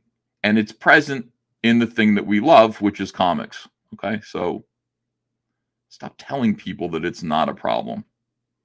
You live with this. You go ahead and cuckold yourself to this if you want to, Perch. Most of us don't want to. I don't want to. I don't think my audience wants to. Most of us, except for Alfred Ortiz, he does. He promotes it. Most of us don't want this. And so we're pushing back and rebelling, and we're doing our own thing. And we're, bring it up when we see it. Criticize people who speak on its behalf. If you feel that way, if you agree with us, great. If you don't, that's fine too. Do your own thing. Castrate yourself. Set your house on fire in the name of Black Lives Matter. Do whatever you want to do. But you getting angry about people and thinking this is like just imagining that people who feel this way are being controlled or manipulated. No, it's just a lot of people who are fed up, and you should respect them for that. Stop telling them to care if they're being disrespected. Don't care that you're being disrespected. Who cares if you're being disrespected? I don't know. Most people do care. It's weird. Whether it's woke, non-woke, semi-woke, woke adjacent, I don't care. If it's a good story, I'm going to enjoy it. I don't really care. It isn't a good story. Name a good story that's woke. That's the whole thing, Perch. The problem isn't, well, it's a really good story, but it's woke. It's never a good story. Here's what they do.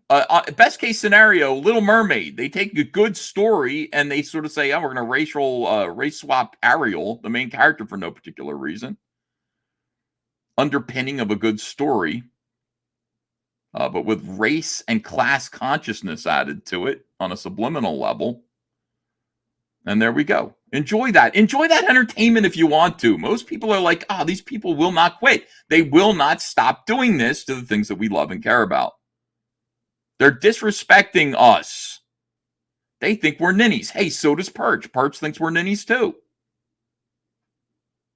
But we shouldn't care. Who cares?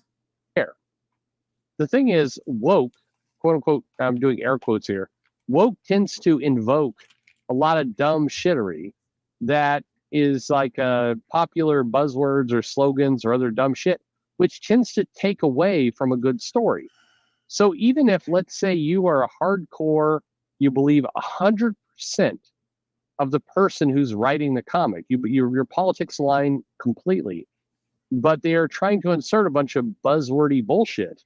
Perch, come debate me with your stupidity. Come bring this over here. God, I'm so tired of people who are ostensibly on our side, but for some reason aren't getting what they want in their own personal lives and then turn against us and start gaslighting people. That's all this is gaslightery. Gaslight, another buzzword, Perch. You know what gaslighting is? It's when you go out of your way to make people feel like the reality is not happening the way that it's happening and they're just crazy for thinking so. It's a way of saying, don't believe your own eyes, believe me. Don't believe your own experiences, your own eyes, believe me. Your own things, the things that you believe, things that you have seen and witnessed, they're not really happening. You're just crazy. That's what you're doing here. Thomas Payne says, thoughts on Lit Dev's Blood Honey review? You mean his Wreck Planet review? It was excellent. Everything Lit Dev says is credible and good and valid, helpful. I don't remember his Blood Honey review very well. I guess I should go back and listen to that one. But he just recently did a Wreck Planet review, which I've now listened to 3 times. And some of it I agree with. Like, some of it is like, well, here's where I would take your story. And I go, I can't do that because that's not who Cyberfrog is. But his stuff about story structure is really, really, really valid and helpful. It's amazing. All right. It's going to be a shitty story, even if you agree with their politics. That at the end of the day, quality does win out. But let's see what the rest of the mail says. It says, my own objection in comics is one out of respect. Whether it's respect to the customers, colleagues, or the characters you're writing, if anything, creators seem to be rewarded by disrespecting characters, like writing off Golden Age heroes as toxic white men, or the vandalism that Tom King does. To make it about woke, do you not see a correlation between the two? Sort of, but woke equals sloppy. No, it doesn't, dude. Woke doesn't equal sloppy. See, you don't know what woke means, and you project that onto other people. Woke is a religious viewpoint, political, social, religious viewpoint. It's become a religion in which people wake up and they see that the world is divided into oppressors and the oppressed. Coincidentally, the oppressed is everything but a white male. I don't know why that is. White males, white heterosexual males are the oppressor class. The oppressed is everything underneath that. And, the society is divided by skin color, sexual preference, and gender. Society, the system, is set up to be biased against people who are oppressed. And there's nothing we can do about that except for artificially make changes in order to disadvantage the oppressors and advantage artificially the oppressed. It's entirely based on race and gender. It's sexist. It's racist. That's what it's about. And that's why you find in comics that there's a group of people who are going, how come everybody is white in these comics? I don't know. Not everybody is. How come everybody is straight? I don't know. Not everybody is. Well, not enough people are people of color and gay and women. So we've got to change that. And we're not going to change that by creating new characters. We're just going to take the characters that already exist because the work has already been done to promote them and make people care about them. And we're lazy shitheads that don't want to create anything new and go through the trouble of actually making things, new things that people will enjoy. So we're just going to swap out the characters that you love with these new bootleg versions that are made to sort of even the scales between Caucasian white men. That's redundant. Welcome back, Dad. I'm getting very angry. That's what woke is. That is what woke is. It's not a matter of sloppy. The fact of the matter is it is sloppy usually because people who engage in making woke media only care about evening the scales between people of color and, gays and the women versus the oppressor class, which is almost always Caucasian straight males. And so since that's their primary concern and the only reason they are the only reason they're here, they don't take a lot of time to make something good. All right. That's what woke is. Like, here's the thing. Ethan Van Sciver, John Malin, the other people who are out doing your live streams and jerking off to get attention. What? What is this? With your Blumpkin fantasy about Tom King. Hold on, what are you doing, Dad? I'm just pointing out some great comments here. Yeah. Here's Holiday to calm Ethan down. They're saying I don't need to be calmed down. Oh, Here we go. maybe a Look, little. you should stop calling it woke and start calling it sloppy. What?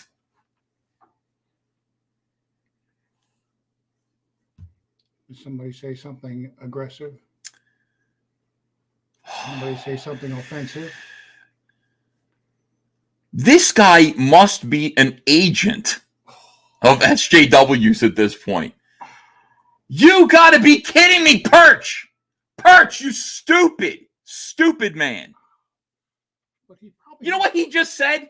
He said, hey, Ethan, hey, John Malin, hey, Shane Davis, those of you who sit there and masturbate on live streams over woke, you should stop using the word woke and start using the word sloppy. All right, let me break this down, Dad. There is a symptom of being a social justice warrior or a leftist, which is that they need to control the language. Once they've been identified by a word which aptly describes them and brings to mind exactly who and what they are and what they do, they rebel against the use of that word. Now that Donald Trump and Ron DeSantis have mainstreamed to everybody the word woke, everybody knows what woke means now. Everybody knows what it is. Oh, we've got to change things and make things more fair for marginalized people. That's what woke means. It doesn't mean sloppy. Sloppy means other things. Sloppy is this video you made, Perch. This is sloppy. Is it also woke? I haven't decided yet.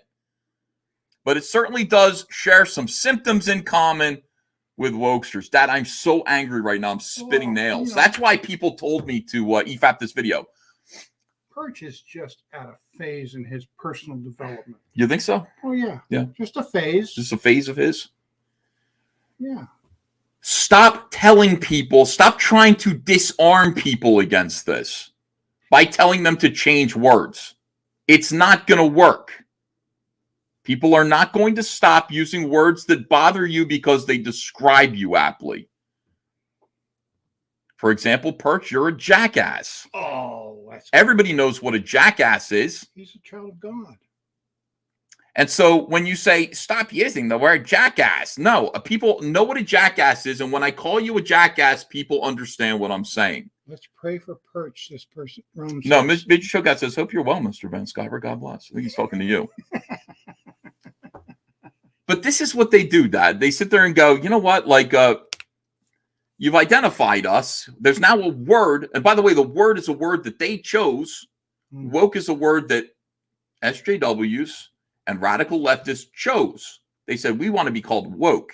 Now they don't want it anymore. Now they don't want it anymore because people go, oh, this is woke and we don't like it. It's disgusting. And now they flee from it. And now you got Perch going, stop calling everything woke. Just call it sloppy. Okay. Stop calling, I will. Stop calling cheeseburgers, Dad. Just call them greasy. Do you understand how stupid this is? Well, I don't think it's enough to get all upset over. I do, because it's, you know what? This is the problem. Like, this guy's trying to actually disarm people against a toxic movement within all pop culture. And there are people who we're getting closer to making people understand it. People are starting to understand what it is. They're starting to know. Normal people are understanding what the word woke is. And they're starting to take up arms against it. For example, look at what's happening to Anheuser-Busch right now. And Target. We're making progress. And at this point, right when a normal society is starting, the pendulum is swinging back, we have some people who are trying to get some attention for themselves. I don't really know. By being counterintuitive and telling everybody to lay down their arms and forget what they know, what they've learned, and what they understand to be true. This is pure gaslighting, and it's intolerable. Android 33 says, John Campea was acting like Perch in his Coom video, if you catch my drift. I do. Thor Odinson says, if it were just incompetence, then why does it always flow in a single extremist political direction? It isn't just incompetence. The gaslighting is unreal. Robert Romano, the great Robert Romano, says Department of Justice is about to indict former President Trump. Mark Meadows just pled guilty as part of an immunity deal to testify against Trump, Banana Republic. See what I'm saying? All right, here we go. Of course they are. Because at the end of the day, that's what a lot of this is. A lot of woke or non-woke or anti-SJW or whatever the fuck it is. Earthmind says, love how these people who have been proven to be apologizing and pushing an insane agenda now want to rewrite history and change definitions. This is how they do it. They run and scramble and try to change words. And if we change the words, we can hide and continue to do damage. We have to just wrap all of this right around their ears and not let them do that. It's important. Warfap Stream says the frothing rage of Ethan Van Sciver, hashtag, yes. Absolutely infuriating, the stupidity of this. Perch says, by the way, this video started with Perch saying, don't worry if people respect you. Who cares if people respect you, he says. And then he proceeds to be completely disrespectful to anyone who's listening to this video. Is he on right now? I don't know. This is I don't know if he's on right now. This is a video he recorded, probably when he was high on meth or something. Who knows what he's up to? Allegedly. Here we go. It's sloppy. Wolverine is a character who has an established history, manner, Well, I wouldn't way of mind if talking. they disavowed the perverted use of the word gay and rainbow, personally. Mm-hmm. I like the original denotations of those words. And my angel mother's middle name is Gay. That's true. Thor Odinson says Perch buys Bud Light at Target. If you have Wolverine show up and go, I'm fighting the patriarchy, that you could call that woke until you're blue in the face. Another word for it, a much easier word for it, is it's sloppy. It's not sloppy, dude.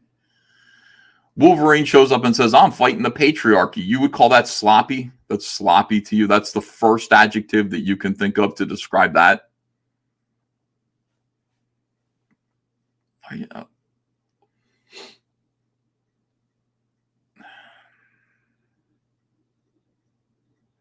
That's not Wolverine. That's not his character. That's not how he behaves. That's stupid as fuck.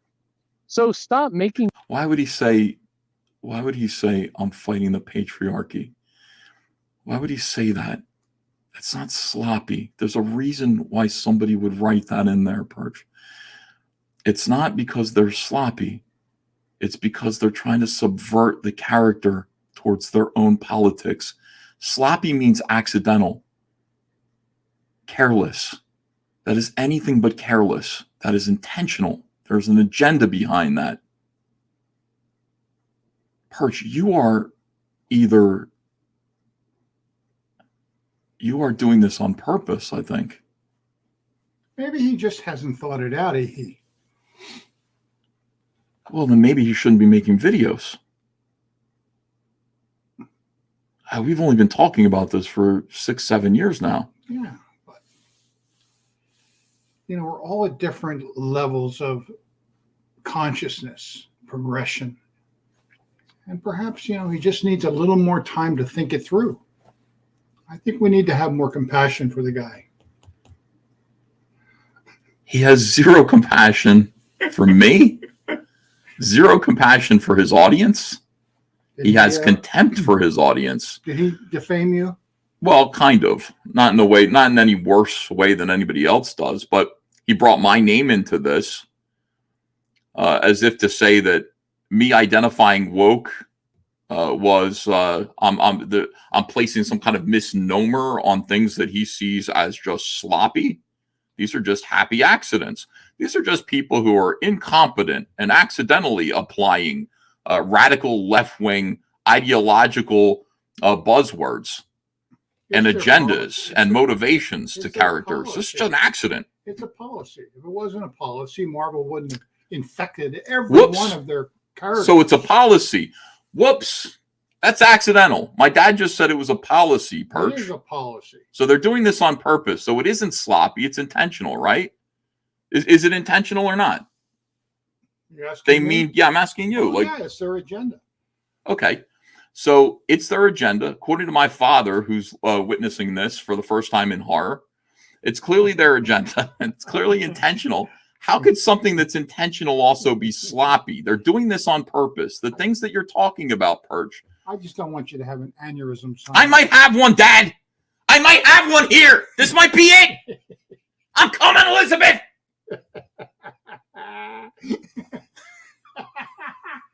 I can't stand this. Why do it's so insulting. Switch to something else. What? I mean, I got to talk about this. You can't let lies like this stand. You've got to confront them, and you've got to. But you already did. It's confronted. You're on record now. We all know exactly. I'm only 8 minutes into the video. It's 25 minutes. Oh. How do you have to refute lies like this? You can't let this stand. This guy's trying to subvert. He's trying to disarm. He's trying to defang movements like Comicsgate by lying to people, gaslighting them, being completely disrespectful. This guy is no, he isn't. What was the? I don't think he has very many Baghdad allies Bob in the woke, theater. They don't mind using those words. What words like woke? Like woke. Yeah. Those who claim to be woke use that word freely. Yeah. You don't see them. This guy's he's a little bit off. He's just. I think he's here's the thing about being anti-woke. The thing about being anti-woke is it's very it's very uncosmopolitan. Okay, you don't get invited to any cool parties. Look at that. Holiday's a righteous man. Yes, he is. Baneling in the shadow says that dude sounds like he needs a slappy or two. It's very uncool in some circles to be anti-woke. If you want to hang out with these people in comics, the people that you see making the comics in the mainstream, being anti-woke ain't going to get you there. It isn't cosmopolitan to be anti-woke. It's very unsophisticated to identify the vampires in this industry, the perverts, the monsters, the degenerates. Point a finger of scorn at them like I do, the finger of scorn. BS Warren says, Ethan, you have great rage in your heart. Welcome to the Red Lantern Chorus. Red Lantern Chorus. Hashtag atrocitus, Van Skyver. Oh, if that red ring came down from the outer space right now, I would have to accept it. I would. Infuriating. I just don't like it. I don't like. Okay, we know it. What are you going to say? Somebody's entitled to his opinion. This isn't real. He voiced it. You voiced your opinion, and I've only just begun to voice my opinion. Well, there's more. Oh yeah, this whole channel is me voicing my opinion. And by the way, it doesn't do me any favors. I voice my opinion, and people get angry, but I still voice my opinion. Yeah. Now, I'm not trying to change anyone's mind. I'm not trying to I'm not trying to discourage anybody from their POV, but I don't think this is a genuine point of view. I think this stinks of lies. And it stinks of contempt for the people that I love, the people that keep a roof over my head. And I don't like it. And so I have to go through it and yell. And I hope you don't mind. And when I yell, I'm not only yelling on my own behalf, I'm yelling on their behalf too. But how much do you have to do it? 25 minutes and 50 seconds.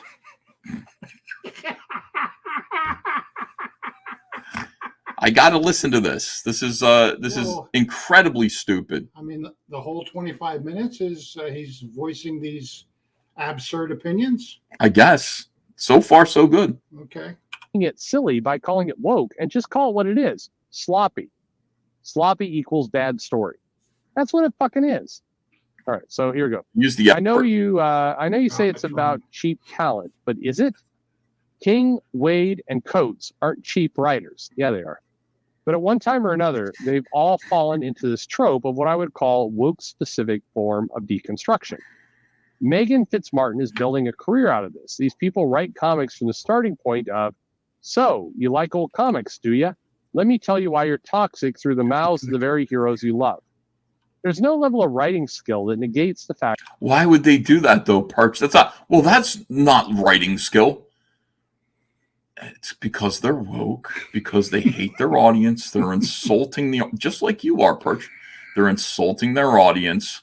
They have contempt for their audience. And what they do have respect for is their own message of intersectionalism. And that's what they're doing. It's all feminism. It's all, this is all it is. It's not sloppy. The fact that it might not be good, the fact that it almost always is terrible, is beside the point. That's a side effect of being woke and having your priorities creatively out of whack. This guy wants you to turn up the video volume. I think it's up all the way. Maybe my volume is too high. I don't know. All right, I'm sorry about that. Here we go. That's a shitty thing for a writer to do. There's an obvious link between personal politics and writing stories with that message. I mean, none of these writers ever turn out to be crazy MAGA types.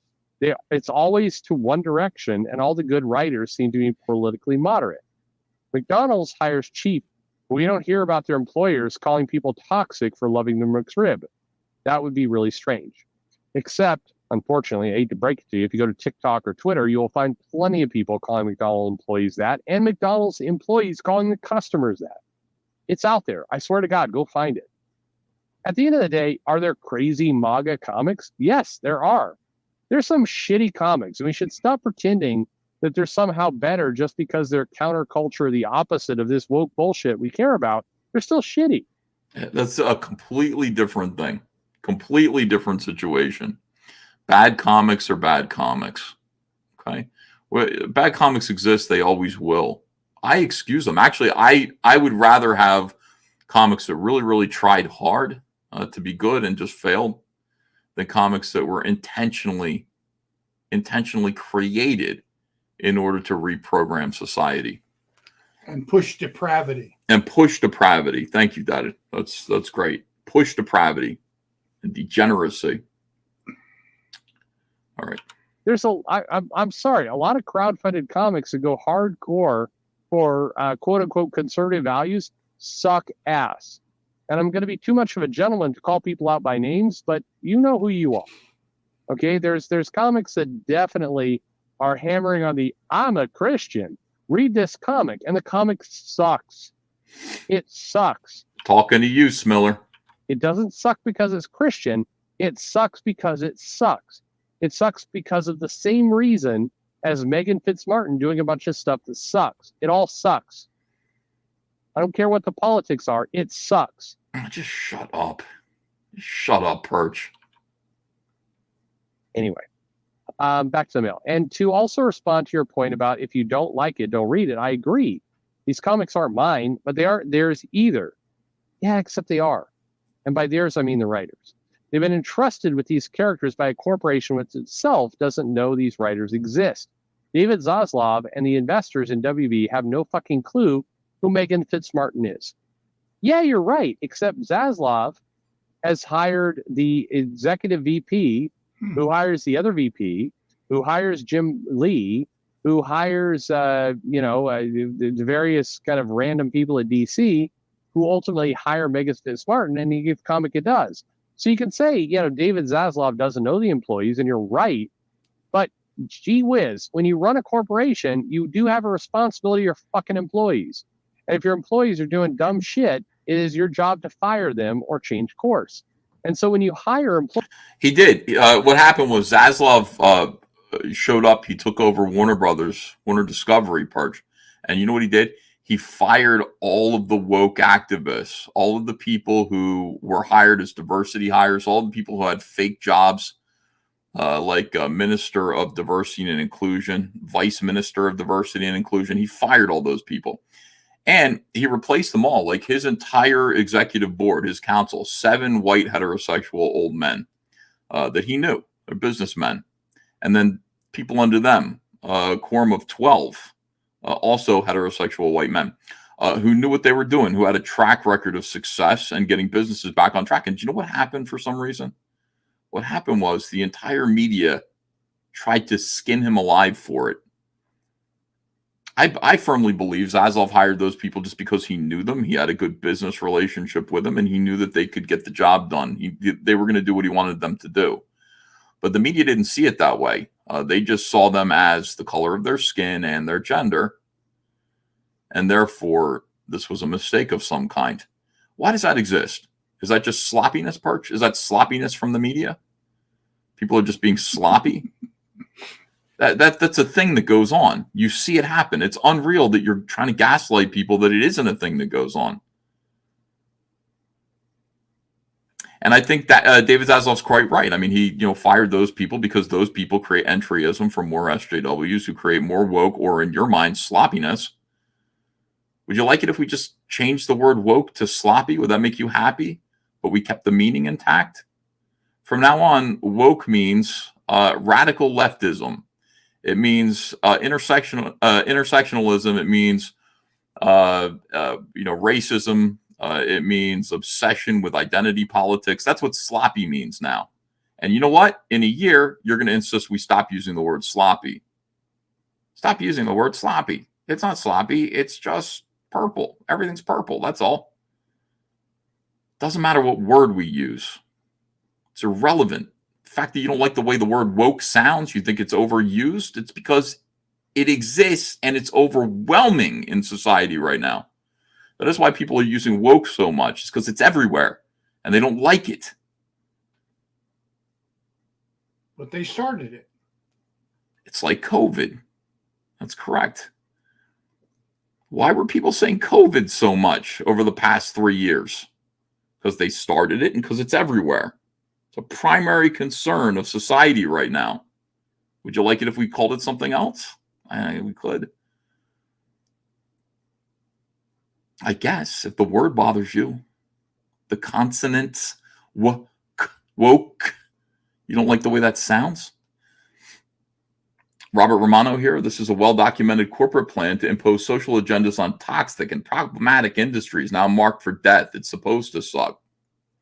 The great Robert Romano. Employees, and trust me, I currently work in a corporation where I have a very senior position, and I've got employees who... What corporation is that in which you have a very senior position? That's interesting. I didn't know that. I don't know much about you, Perch. Where do you work? Who do you work for? What parent company owns your ass? Who are you speaking for right now? Because this doesn't sound like any video that you've made before. You have a very senior position in a corporation, do you? Fascinating. More info, please. Manage employees who manage employees who manage employees who manage employees. I last checked, I've got 7 layers of reporting under me. So my job is to make sure the people who report to me, who reported to me, are not fucking idiots. Right? And if they're not, then I trust that they will not hire fucking idiots. And if they don't hire fucking idiots, I trust they don't fucking hire it. And all the way down it goes.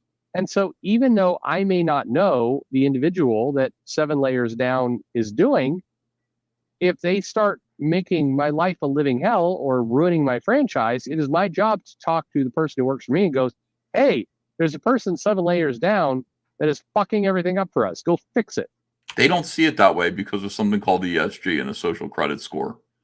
See, what you're calling sloppy, it's deliberate for them. Okay, so it's all about ESG. I know you don't believe that, but you know what? Everybody else in the world now does. I was right again. You were wrong. Remember when you second guessed me when I started talking about ESG and how it applies to comics, and it wasn't a common thing being discussed by everyone in comics, in the comic book industry or the world? Remember when I brought that up and you again gaslit the audience with help from your boy Zach to say that ESG is not a primary reason why comics have become woke? Remember that? Because it doesn't make sense because they're not on the Dow Jones. What are you talking about? Once again, I was proved right, and you were proved to be a gaslighting liar, Perch. And then here you are again, talking about the same situation, trying to justify, trying to explain this, trying to behave, or trying to explain this kind of behavior as well. These are just people effing up at their jobs. They're not effing up at. What if they're not, Perch? Take a minute and go, wait a second. Let me reevaluate my dumb ideas because they don't hold water. They don't make any sense. They don't explain anything. What if they're not effing up at work? What if this is deliberate? What if they know what they're doing? What if their positions were given to them so that they could do this more effectively? What if there's a thing called environmental social governance, a policy created by Barack Obama's Department of Labor back in 2015, which allowed employers to invest their employees' retirement funds based on reasons in companies that are for reasons other than success rate, prosperity, for reasons like, well, these people are socially conscious. What if nobody had to be successful anymore in order to win the confidence and investments of these gigantic hedge funds like BlackRock? What if they only had to express social and environmental concerns to get paid? Why, the business itself wouldn't even have to be leftist anymore. These corporations wouldn't even have to be leftist necessarily. They're just acting in the self-interest and best interest of their own company by platforming people like Dylan Mulvaney. You understand? See how this all makes sense? Do you see how I'm right and you're wrong all the time? And everybody else sees it now. I was talking about this 2-3 years ago, and everybody said I was crazy. And now even the president is talking about this. Everybody's talking about this.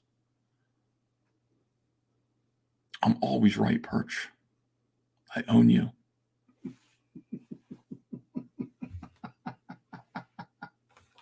That is my job, and that is Zaslav's job.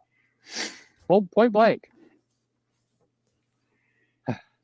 And also, where we are. Standards, you know. But by the way, for the customers, for the fans, stop caring. You got the same If you hate it, if it drives you insane, I know it's hard to break the habit of Spider-Man. Like it's hard to break the habit of smoking or drinking whiskey or peeing on Arby's. This is great. Yeah. Stop caring about comics. You know, if you don't like it, if you don't like woke, stop fighting. Stop complaining. Just stop collecting comics. Stop caring about Spider-Man. That's great advice, Perch. Don't read my books. Exactly, Dad. Did you hear what my dad just said? If you don't like my politics, don't buy my books. Don't buy my books. Fantastic.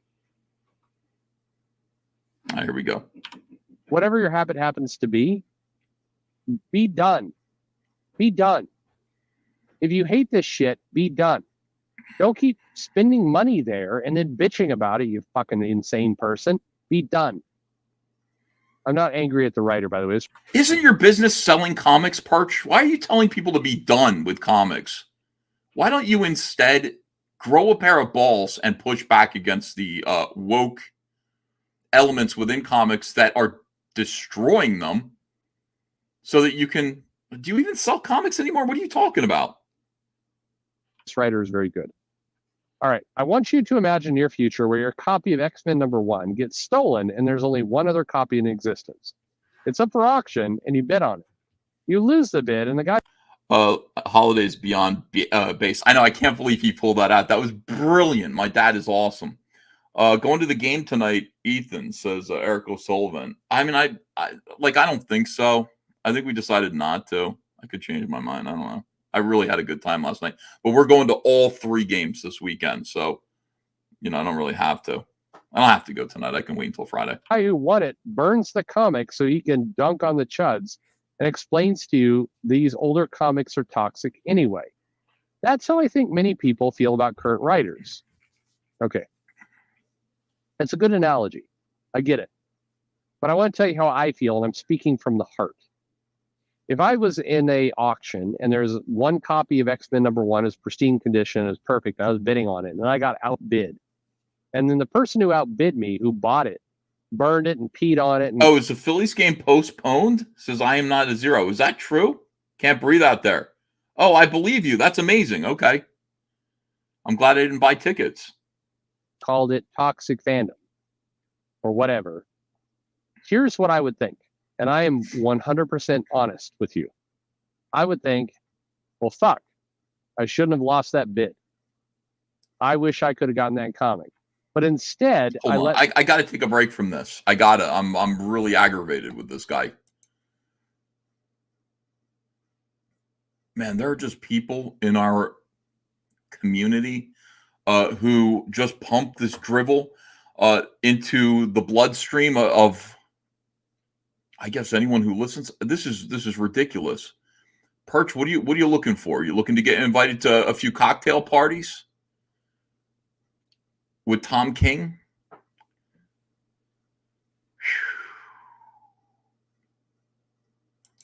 Mark Alcatraz says Zach is afraid of being cringe. It's why he never called himself Comic Skater, stood up for anyone. He's too self-conscious. Stand up for the truth. This is lies, Perch. I'm sorry for getting angry, everyone. I'm sorry for yelling. This is lies. It's just nothing but lies. It's not even a clever, convincing argument. It's a terrible argument full of lies. 200 Watt Studio says, Perch does not seem smart. Arrogantly ignorant? Says 200 Watt Studio for $2. Thank you for that. Yeah, I think so. Contempt, filled with just hatred and contempt for this audience, probably for his own audience largely. You know, as this thing goes on, as Comicsgate goes on, and as the rest of the world wakes up to woke, and they are waking up to woke, there will be a percentage of the population who used to understand this, who is going to be angry and aggravated at having been right. And they're going to become contrarian. And I do not understand this phenomenon. I don't get it. I don't understand how you could just sort of be like, wait a second, and turn on everybody else who sort of is finally arriving at the realization that maybe you had 5 years ago. But it is happening right now, and it is absolutely infuriating to me. I don't know how you do that. I don't know how you've deceived yourself. I don't know how you have contempt for other people who are finally waking up to this. I don't get it. I'm so happy that there are people who are finally standing up and saying, no, we're going to boycott. We're going to boycott where we can. We're definitely like, you know, people who are actually politically aware of this, who understand. It's still going to be a minority. Most people just experience this and say, is the world going crazy? And they don't even bother investigating. But some people are aware. And people who are aware enough to focus their energies on a boycott like Bud Light, I really appreciate it, because there's an end result, a positive end result. People are you know, we all kind of focused our energy like a laser on Anheuser-Busch, and they've been thoroughly punished, and other companies are looking, and you're starting to see a little less rainbow out there this month. People are noticing. Most corporations, a lot of corporations, are not being rainbow for June. They see what the consequences are of being a little bit too weird. They see that it has a cost, an actual cost in the billions for most of these companies. And they're just, why bother? Why are we doing this again? Cost benefit analysis. Is it really worth it? We're looking at what happened to Anheuser-Busch. Is it worth it to us? Most people are just deciding no. All right, let me see here. Urashima Otaru says, Perch gets off being above others and moralizing. Correct. And again, this is a thing where it's just like, you have, like, he started out by saying, don't worry if people, it's a fascinating video. Don't worry if people disrespect you, he says. Who cares if people disrespect you? And then he goes on to disrespect you. Unreal. Just disrespect everybody who he's talking to. I don't know if I can listen to any more of that. I think I got the point. At some point, he actually says, from what I understand, that he wants to fist fight John Malin and Shane Davis. God, that's weird. Bob Gable says he's saying he's allowed an opinion, not us. Yeah, he's saying stop having an opinion. He's saying woke isn't real. There's no such thing as woke. It's just sloppiness. That's all. I started hearing Zach say that, and I said, you've done lost your damn mind. Zach started saying, don't blame politics and a political agenda for what could more easily be explained by stupidity. And that is a lie.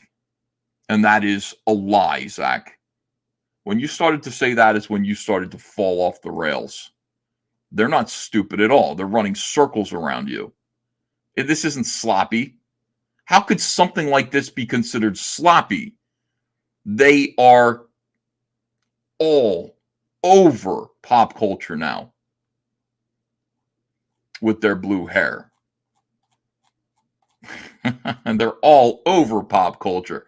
You think that's ineffective? You think that's accidental? You think these are stupid people? No, they're not. They're communists. Oh, God. We can't even get our own side together. Our own side wants to be too smart to fight. They want to be clever. They don't want to be cringe. That's right. I don't want to be cringe. Like, calling people SJWs is like so cringe. Okay. All right. Just give it away. Just utterly just give up, I guess. Just give up.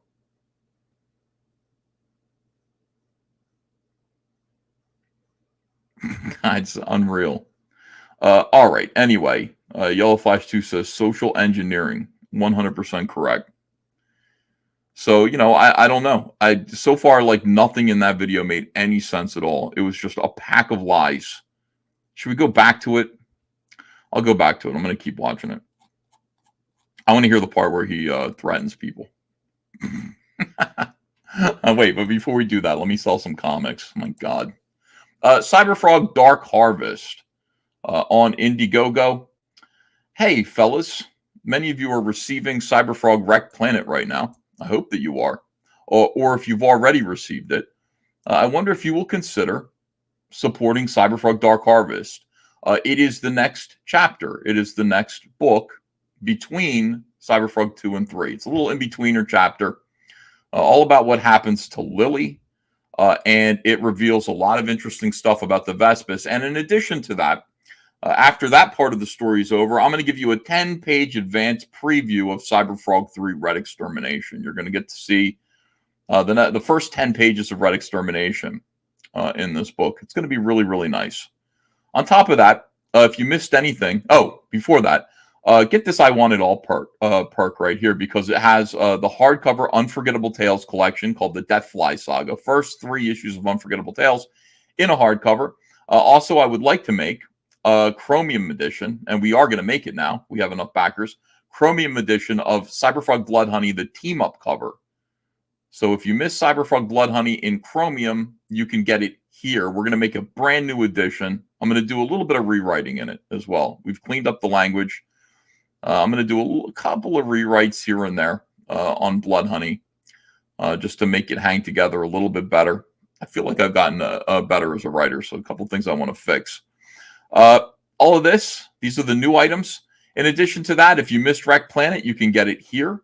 If you missed Salamandroid Death Sting, you can get the main cover, which is a gatefold cover with glow in the dark right here. And there's Wreck Planet. You can still get the J. Lee Chromium Wrecked Planet on this campaign as well. Appreciate your support. This has just been absolutely incredible. We hit $170,000 this week for this. Just amazing. I can always count on you guys. I really appreciate it. I hope you are enjoying receiving your Electric Blue Cyberfrog toys, which is right here. The Electric Blue Cyberfrog variant action figure campaign. You'll notice that a lot of people are posting photographs on Twitter. We are in fulfillment, in the process of fulfilling the action figure campaign. Those of you who are just finding out about this now that we made action figures, support them. Please do purchase a set of action figures. Everybody is giving them incredible reviews. Incredible reviews. My dad wanted me to comment on some of the guys who have made review videos already, because he's just like grateful for them. Like, he's just like, are you giving shout outs to these guys who are saying such amazing things about the action figures? And I guess I probably should, because we need these review videos out there. We need people to see what we're doing. Here's one of the review videos, and just the first few seconds of this is so much fun. Hold on a second. Share this tab instead. Watch this. So I am just so surprised. This is an indie artist making a toy for the first time. Like, I am like I can't even speak. Guys, it is finally here. All right, sorry about that. I had to rip it open with my hands. There it is. Okay. I wanted to make sure I got this. This is the if you signed up early to be on the list, you got this chicken bucket accessory pack. I backed this 3 times, 4 times, or something like that. This is like so much more positive than watching a Perch video. My God. Look how great this toy is. The remake, they just remade it recently. This guy, Ethan Van Sciver, he worked for DC. Then he became a YouTuber and he went on his own. He brought back his character from the 90s. And I am a sucker for anything action figure related. Packaging, which is really nice, very large. This is like a standard 6-7 inch action figure you would buy on the shelf. This is almost like double it. He has a Wave 2 open right now, so you could still get these on Indiegogo. Check them out. So the cool thing about this was it's an Indiegogo, so he did this all by himself. He actually listened to feedback, which I was worried because this isn't the original torso and head. The head was going to be on a really bad articulation. Hey, here's an idea, guys. Listen to criticism and incorporate it in your work. I know that's like a revolutionary idea right now. But criticism is helpful. We care about making a good product. We don't care if people like us or dislike us or whatever. Product, the art, that's the end result. That's what we care about. This is the Cyberfrog toy. He goes out. Let me see. Let me skip ahead a little bit. And I think he's swapping out. Head is here. The ball joint. So this is just the basic normal head. Then this one's cool because he does have like that 90s attitude. He's got this kind of face. Yes. Yeah. He basically sounds like they're from Philly, so he sounds like like a Guido. Hey, how you doing? That's a freaking this is very photogenic. I'm gonna take some toy photography shots. If you are on Instagram, follow me. I'll be posting them on Instagram. @RoccoTheGreatArt is my Instagram for toy stuff. Wow, and this is a Vespis spike through the head, battle damaged head. Really, really cool. Damn. I'm liking this. I knew I was going to like this, but I'm liking it way more than I thought. This is my favorite head. Expressive. He looks like he's kind of silly, but like fun, like 90s. So I am just so surprised. This is an indie artist making a toy for the first time. Like I am like I can't even speak. This is when you packed his comic book. You got a little non-moving toy like this. Yeah. So I have this. I'm not even going to open this because I have the action figure. So I like the packaging of the box. So I'm not going to open that. Oh my God. He stands so great because of the big feet. Let's see what he looks like next to some other figures from different toy lines. So here he is next to NECA Toys, Roy. Here he is next to Peter Parker, Marvel Legends. Here he is next to my character, Goosefaba. Again, 6-inch scale. I'm very, very pleased and surprised with the quality, especially since I've been there from the beginning, watching it be made online with live streams and stuff, and it came out better than I expected. Let me know down below. Are you going to be picking it up? That's what I want to know. Can I sell you guys this? Hey, you can still get one on the Electric Blue campaign right now. We are shipping this. We're shipping these out as quickly as possible. We've got Vespis. We've got Frogs. Frogs are going out right now. Actually, we shipped a bunch of Vespis out yesterday. I said, let's get some of the bigger packages. The guys that ordered heavy, let's send out the people who spend a little bit more money. Let's get those packages together. So we did that. We shipped a bunch of those out yesterday. We want to sell to you. I want to sell you a Cyberfrog. Pick one up right here on this campaign. You can get everything old and new. Get the whole line here of the first wave. There is going to be a wave 2. We are going to do it. And one of the main figure in wave 2 is going to be Salamandroid, 18 inches tall. My aspiration is to make him with glowing eyes, light up eyes. I want a button where his eyes light up. Boy, with a battery, it's going to be tricky, but we're going to get it done. Vespis, Camo, Heather Swain, Electric Blue, Cyberfrog, a bunch of different choices to pick from. You can just pick one for $40 and we will send it to you. The toys are in. Heather Swain will be in soon. She's not here yet, but she's on her way over. We'll get Heather Swain. Modern Cyberfrog is my favorite. I think he's the best toy out of the bunch. But your opinion may vary. Most people like 90s Cyberfrog a lot too, with the yellow torso and the big toaster oven knee pads. He's got different heads. He's got different weapons. And we got 2 different Vespis. So listen, I don't know what else I have to do. Buy a Cyberfrog toy. This is something that we did together. It's spectacular. I appreciate it. And those of you who weren't here to help make it happen, now it's happened. The toys are here. Everybody else helped to fund them. Would you buy them now? At this point is what I'm asking you. Thank you very much for that. Thank you for your support. Whew, amazing. Absolutely amazing. I don't know how we did this together, but we did. We did this as a group. And now everybody is just looking at us like, wow, the action figures are amazing. Amazing. Nobody else is doing anything like this. We got Patrick Thomas Parnell, who's making good Transformers. He made some awesome Johnny Phantasm action figures as well. And they're great. But our toys are to scale with Hasbro. They're super articulated, and they're amazing. They are definitely amazing. Daxamite says glowing red eyes like the 90s Cyberfrog action figure. That's what I want to do. 18 inches tall, 3 times the size of Cyberfrog. I'd like to ask $200 for him. Like, that's how much he's going to cost. If Cyberfrog is $40, Salamandroid will probably be $200, and he will be this tall. That's how big he's going to be. It's going to be incredible. And we'll see if we can do it. But we did it this time. This wasn't easy. We barely got it done. Yeah, it's going to be really, really cool. All right, let me see here. Do I want to go back and watch Perch, or just call this I don't know if I want to go back and watch them. I feel better watching that review. I feel like I've been cleansed. How do you guys feel?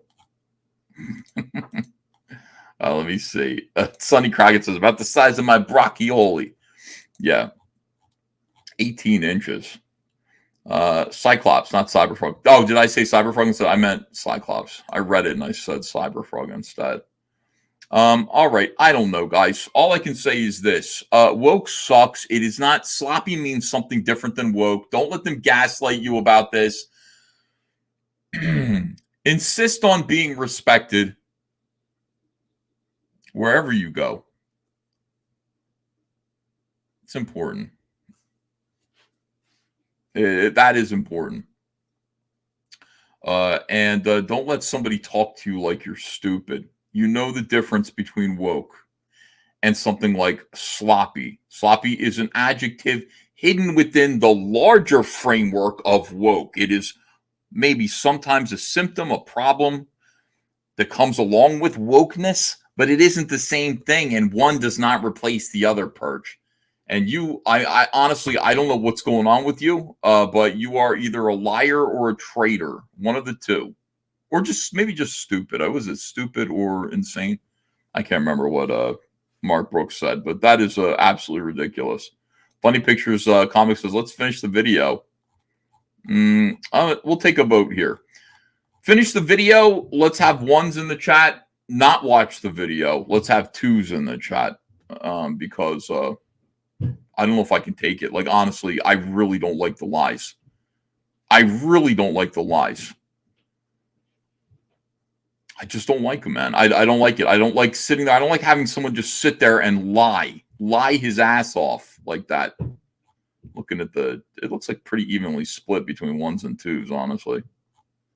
I like to dismiss this guy.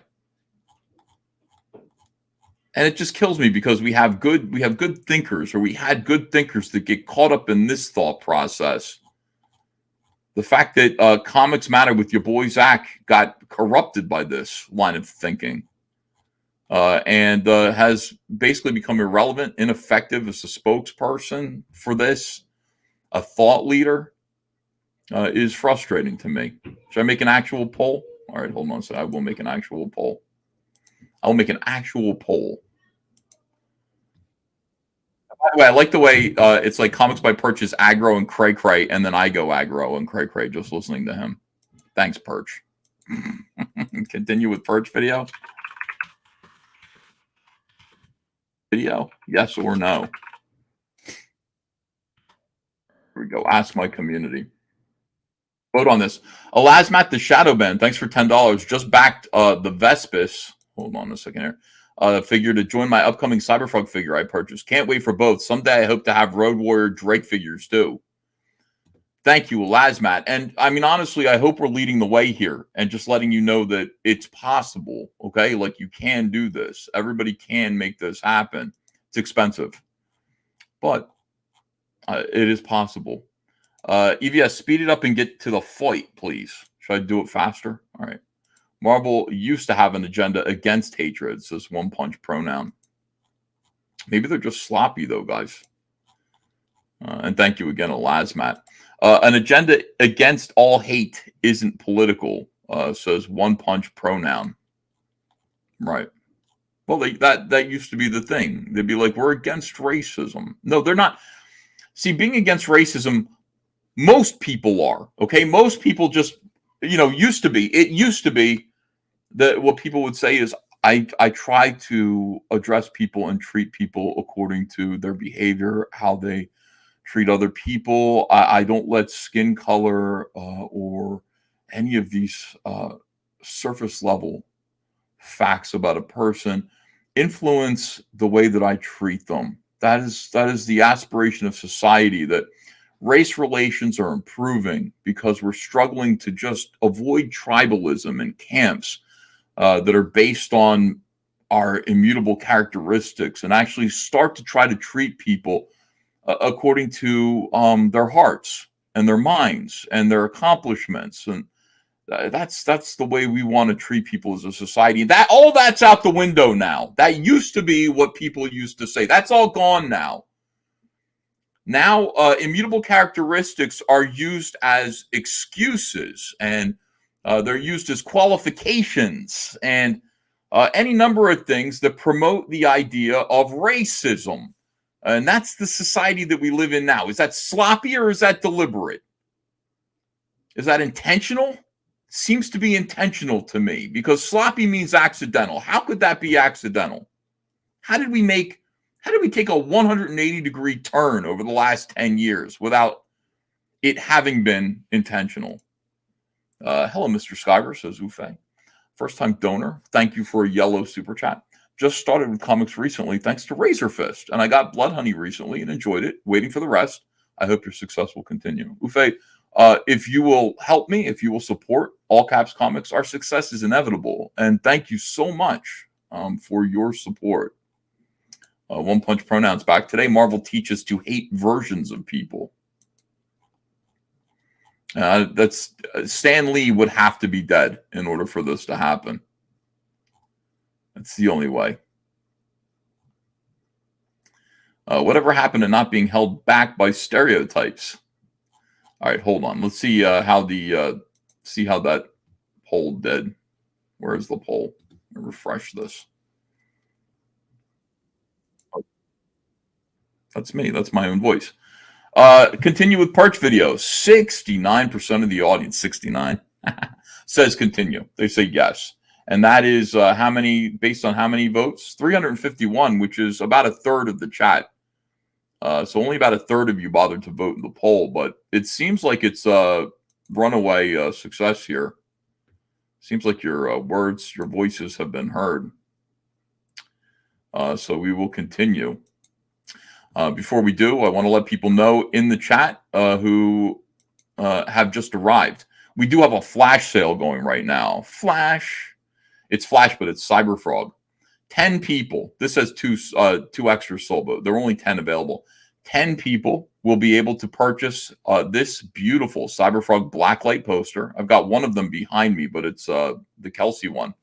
For $20 off the normal price. 4 more are available, $30. Ordinarily, these are $50, but 4 more people will be able to get one for the low price of $30. And that's it. This is a flash sale, which means they're limited in quantity. I only offer them a certain number of these discounts. And once they're gone, and this will go back to being $50, which is not as fun to pay as $30 is. So do not miss out and make sure that you get your Cyberfrog blacklight poster, 23 inches by 35 inches. You will enjoy it. All right, let's get back to this moronic video here by Perch.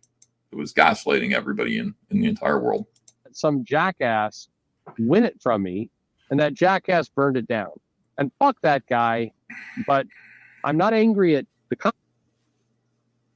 anything else, but I'm going to move on with my life because at the end of the day, I had my shot to go buy that and I missed it. So that's on me. I'm serious. That's how I would think. You know, I would not hold a grudge against the person who burned it because he won. That guy won. If I felt like I held something back and didn't compete well enough to win the comic, then I would be pissed at me. I wouldn't be pissed at the person who won it. I'd be pissed at me. I would think, well, what the fuck's wrong with me? Why did I win that bid? That's what I would think. I don't know what he's talking about. And that's where we're at. So, but I understand not all of you feel that way, and that's fine. You can feel however you want, but that's how I feel. I would hold the responsibility of not winning the bid where it belongs, which is I fucked up. I didn't win. Robert Romano says he's saying comic lovers were outbid by BlackRock. Is that what he's saying? Is that what this analogy is? Oh my gosh, if that's true, that's wonderful. Sorry, guys, be mad at yourselves. Somebody came in with a higher bid for the hobby that you love. Of course, they're worth $52 trillion, but, you know, you had your chance. You got to be kidding me. All right. Back to this. That's how I think many people feel about current writers. Yeah, I get that. I get it, but you should try and stop. I'm not saying you're bad for not. I'm just saying you should try. Now, if you don't get there, that's fine. It's your business, but I think you should try. Nobody cares. Complete deflation, anger, and disassociation from the books. I'm writing this because I've noticed hearing the word woke around my LCS more than ever than I used to. Oh. A lot of normies seem to feel this way too. It's more than just equality. It's a messaging of Josh Mataro is saying he's saying we didn't win the bid and we should F off. these books as well. I realize this is long mail, so I wouldn't mind if you skip it or shorten it to the main points. No. Are you going to F off Perch, or are you just going to work and collaborate with SJWs? How do you feel about that?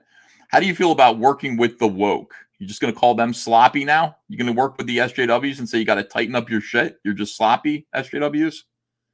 You're going to work with them? Okay. No, I'm reading it. It's good mail. Look, I respect you for writing this, and I get it. I get what you're saying. My advice. I like when, by the way, I get it. I get it. That's like another SJWism. I always point this out. Like, I notice the way like SJWs kind of talk.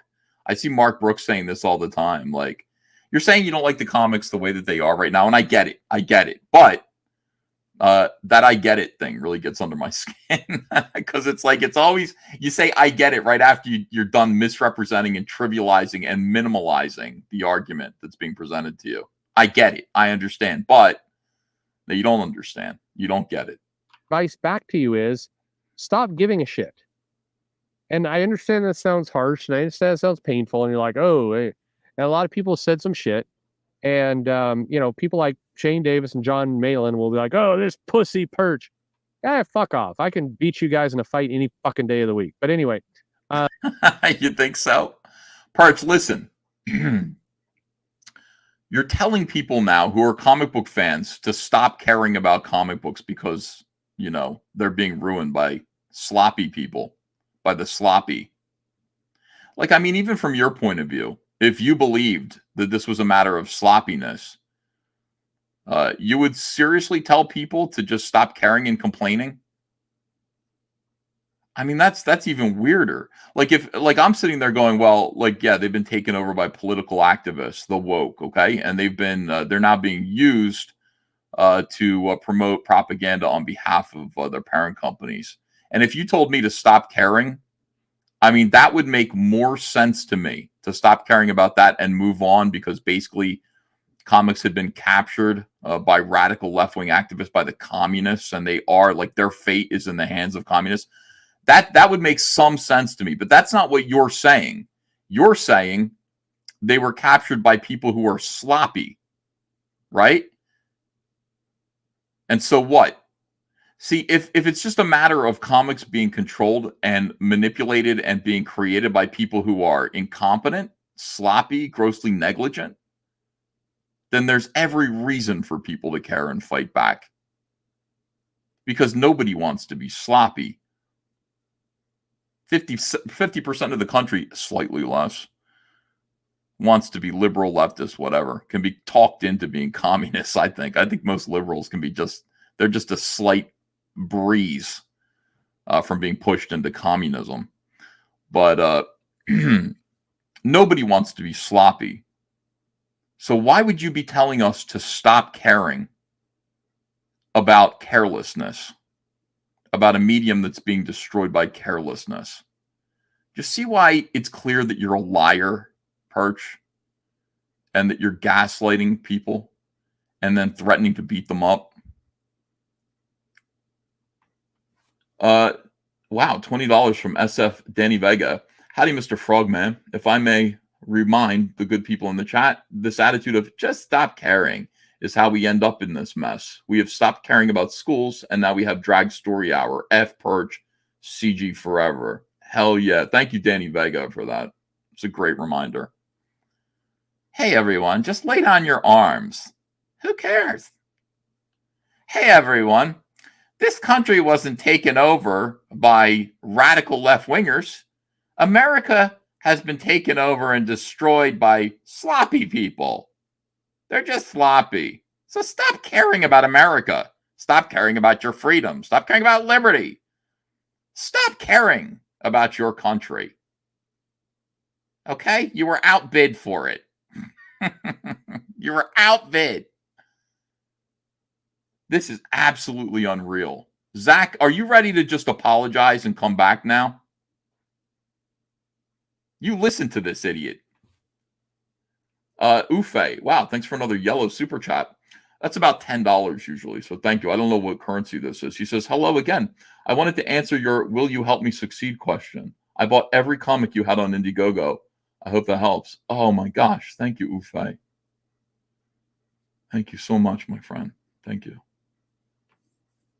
Help me. Yeah, I mean, that's the thing. Like, we only succeed with your help. You know, Comicsgate only exists in perpetuity with your help. If you don't help, if you're not backing the comics, supporting them, reading them, commenting on them, talking about them, yeah, like, we don't win, you know. But we do win with your help, and so I thank you for purchasing Cyberfrog. Humbly, thank you. Here we go. Look, you need to stop caring. Because if you're caring, all you're doing is you're giving your energy, your attention, your thoughts, your emotions to a bunch of people that don't deserve it. So stop. What are you talking about? Who are the people who don't deserve it in your mind? Stop caring about your hobby being ruined by sloppy people. Again, we're just going to forget about woke.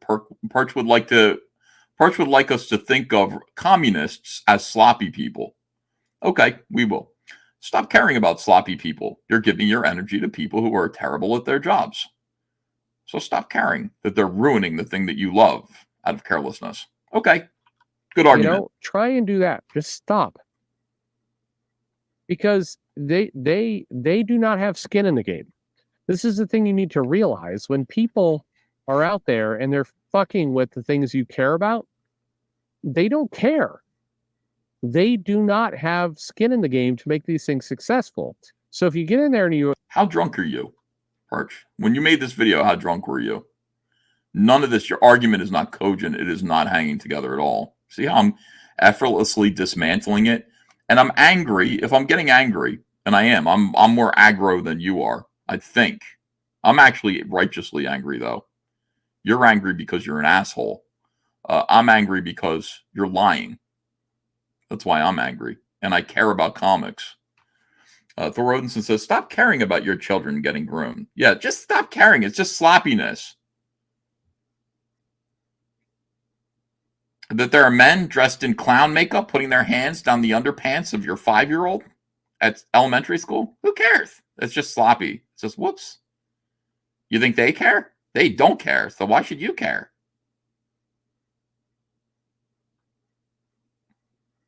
Let me tell you the story of Bi-Curious George, kids. Sit down. It's Drag Queen Story Hour. Why care? They're just sloppy. Stop pushing back. Stop giving your energy. You attach emotion to it. You attach attachment to it. All you're doing is giving them power. You're giving them power over you. The right thing to do is go, you know what? I'm going to roast these guys. I'm going to create my own thing that's bigger, better, stronger, and I'm going to make those motherfuckers die in the street of starvation. Maybe that's a little too harsh at the end, but that's what you do. And then it's on you. Bring it. You got a big dick? Put it on the table. Let's see it.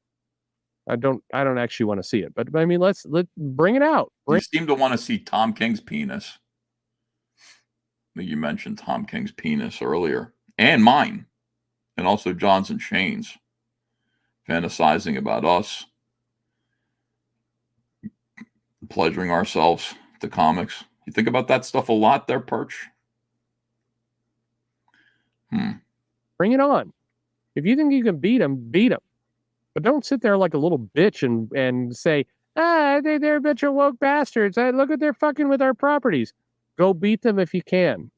Well, we're trying to, but we don't have the enormous power of Disney or Warner Brothers. We're just guys, We're just comic creators. I'm just a dude from New Jersey who frequently gets dismissed as a Carney Barker from the Atlantic City Boardwalk, dummy, big Jersey meathead. So, I'm denigrated all the time, underestimated. I don't really, even still, despite all that, I don't have the power to beat these people in this industry. I just don't, not by myself. All I can do is create a really good comic, get the story going, tell a good story, get it out there, and just hope. It's like planting a seed. It's like, if you don't like the rainforest, if there was like a rainforest that was like just, I'm trying to make a good analogy. Perch's analogy doesn't make any sense at all, but it's like sort of there's a forest and the trees are not giving off oxygen like they're supposed to. A massive forest in your backyard that's not giving off oxygen, but it's giving off some kind of toxin that's choking your family.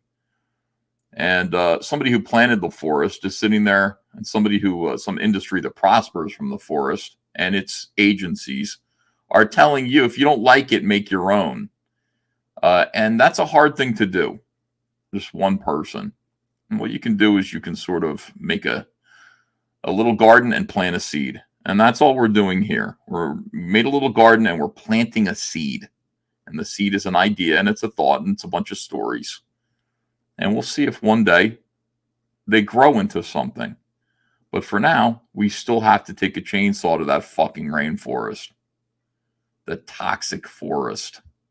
It's probably not a rainforest. They have frogs in them. We don't want to hurt the frogs. Brightly colored frogs.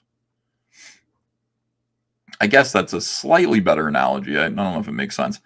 But yeah, all we can really do is plant the seeds, support each other, try to make this thing grow and see what we do. But, don't be an idiot.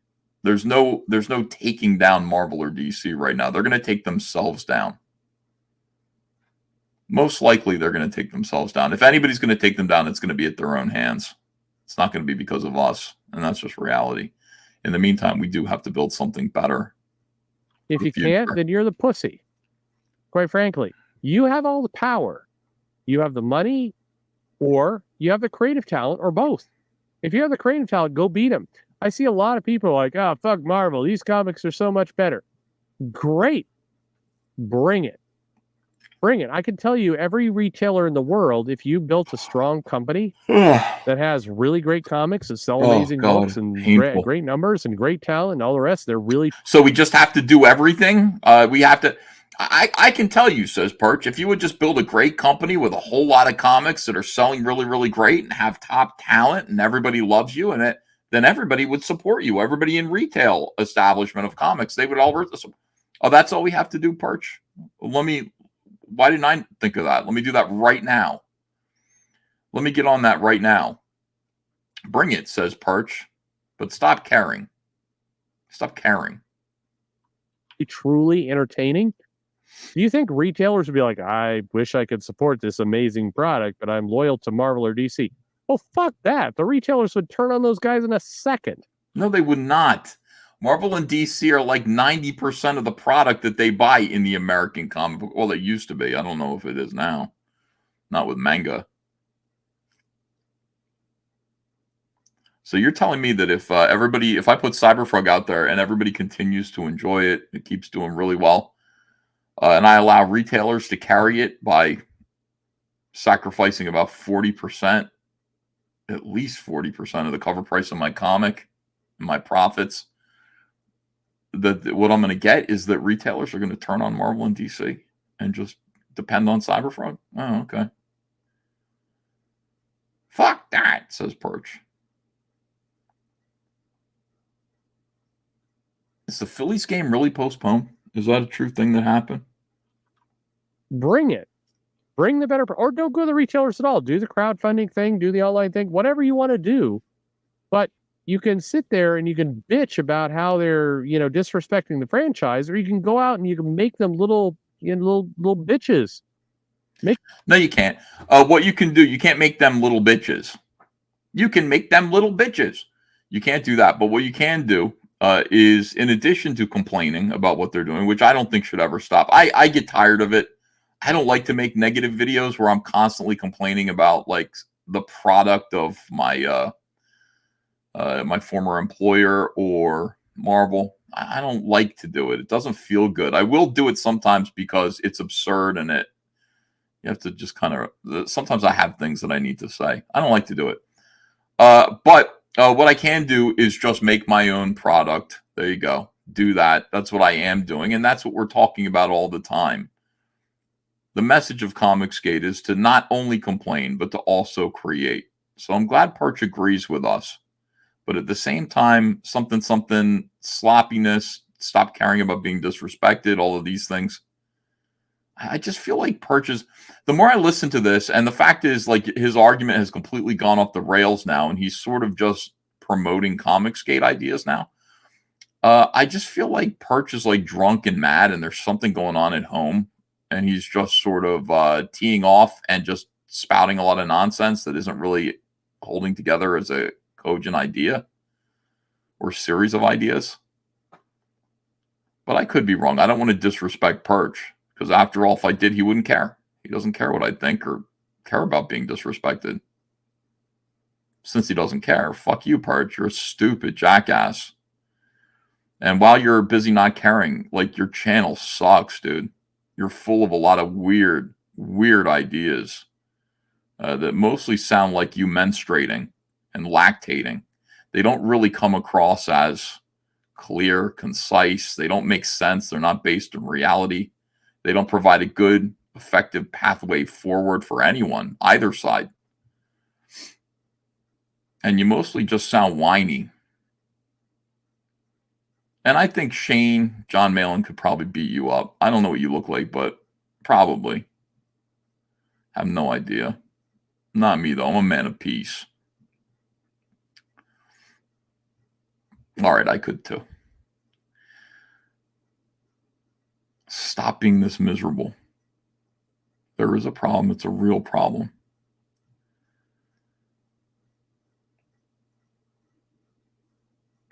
Make them that. Sorry, like, put up or shut up.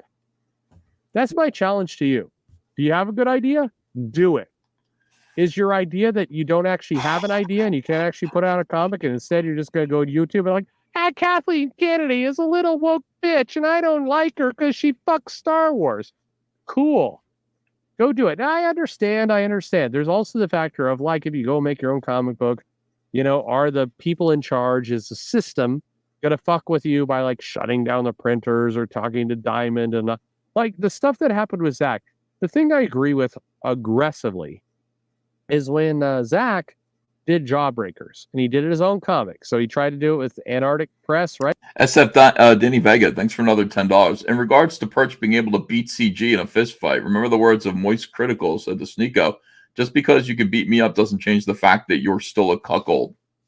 Well, that's interesting. I never heard that, but that's true too. I'm pretty sure, who's that cuck with a multicolored beard? Pretty sure he could beat me up, but he still takes it in the ass. That's all I'm saying, and I don't. So, right? Anyway. Is that what it was? And they fucked him on that. And so he went out and he did his own shit. And he did it with crowdfunding and he put it out. I think it's legitimate to say, hey, we should actually say that those fuckers over at Diamond and the people who were engaged with that screwed that guy. They took it out of, distribution. Now, the reality is Zach made way more money off of what he did than he would have made out of Antarctic. Way more.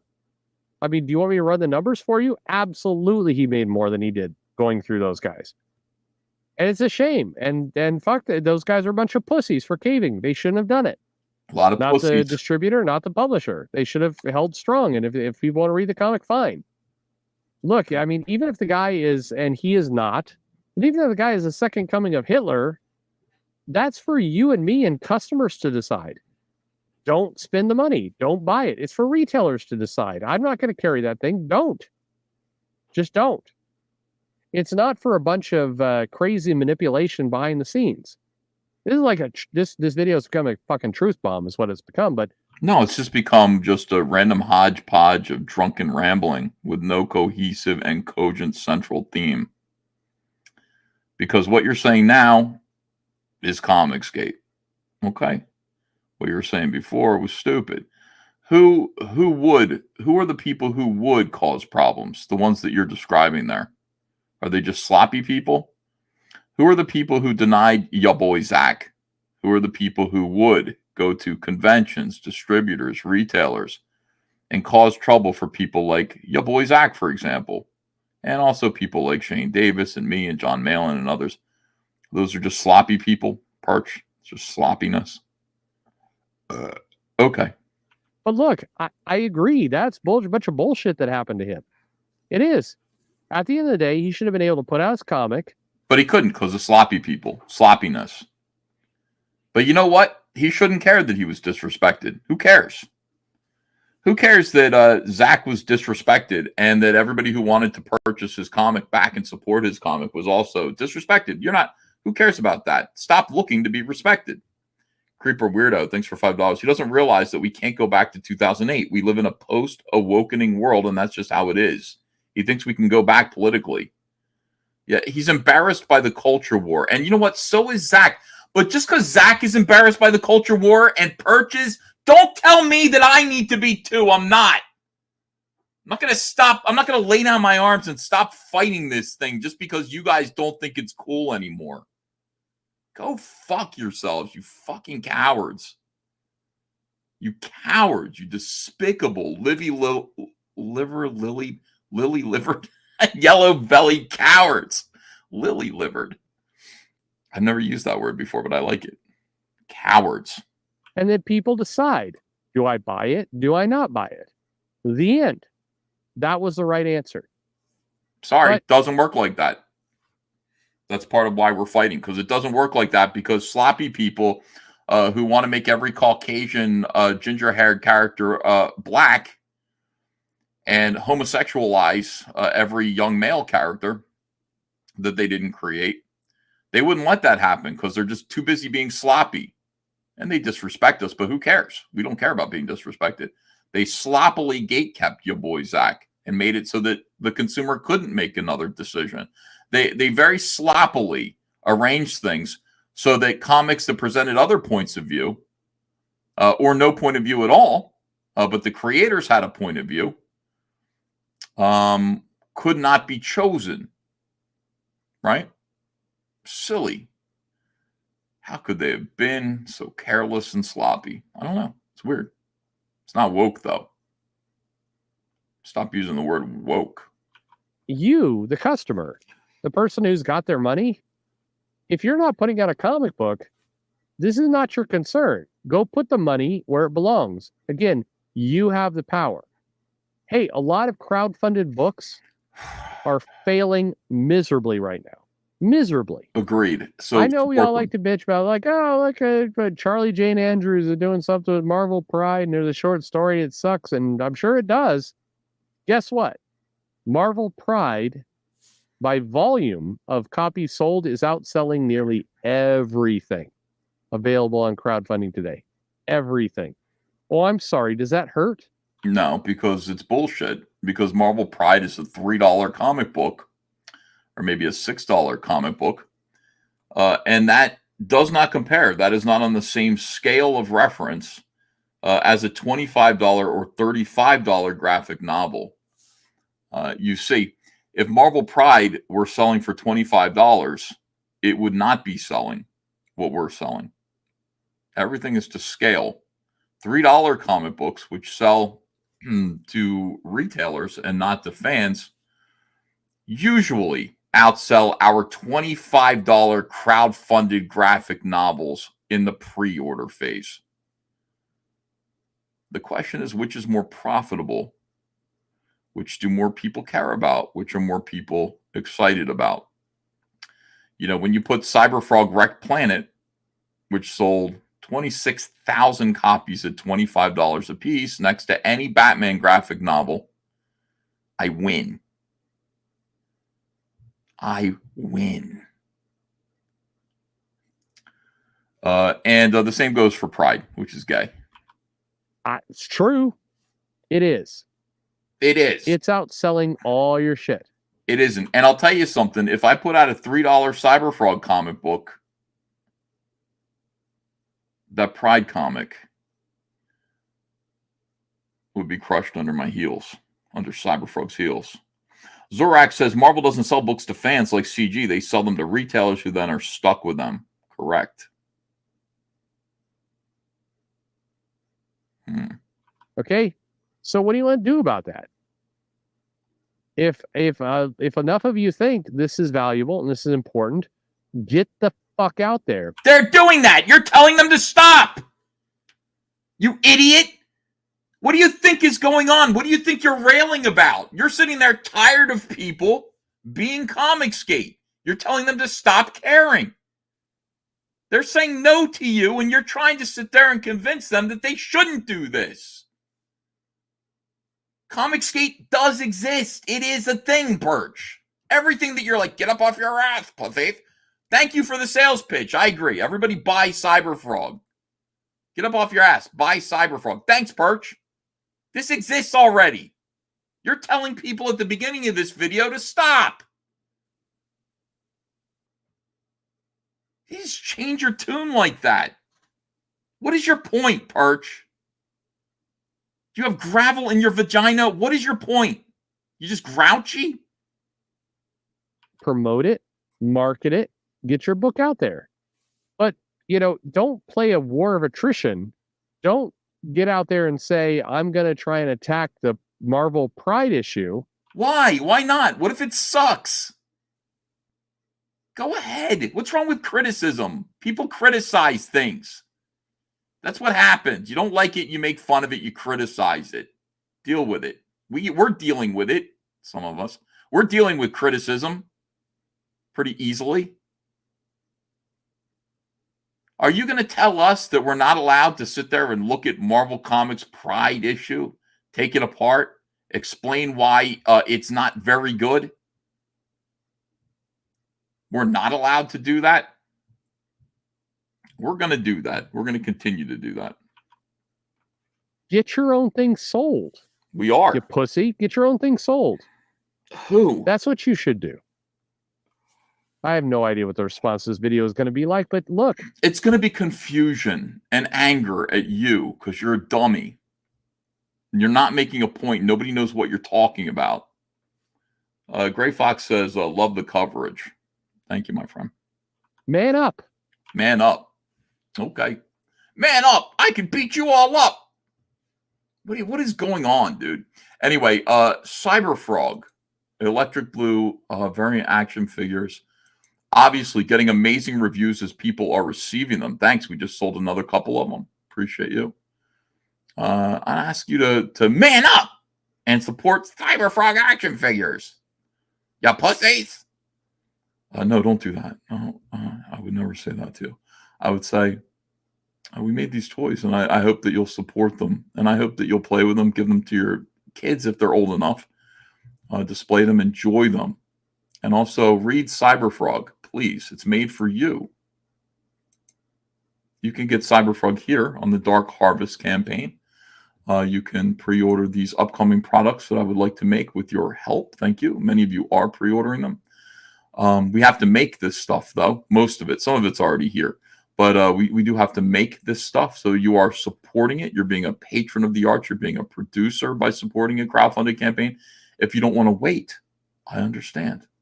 That's why we have an eBay store. You can go to our eBay store and you can purchase Cyberfrog products that are already created, that are already here. We only have 2 of the Blacklight posters left at the low price of $30. But that's okay. You don't have to get a Blacklight poster. You could go to our entire website here, our entire store, and you can purchase the books. The books are already ready. We do have toys that are already ready to ship out to you. Stuffed Blood Honey box, 7 comic books in a magnetic box for half price, $100. Lots of trading cards, baseball caps, beanies, tons of comics to read. And we have them in like imperfect condition, dinged or dented for $15, half price. If you just want a reader copy, we'll send you one that might have a little flaw on it. We put those aside because we only send out perfect comics, perfect product. You can get one that has a little flaw on it for $15, which is half price. All of our comics are here, all of our cards, amazing product we are putting up. We are responding to this the way that we're supposed to respond, which is in kind, by answering back, by creating something of our own.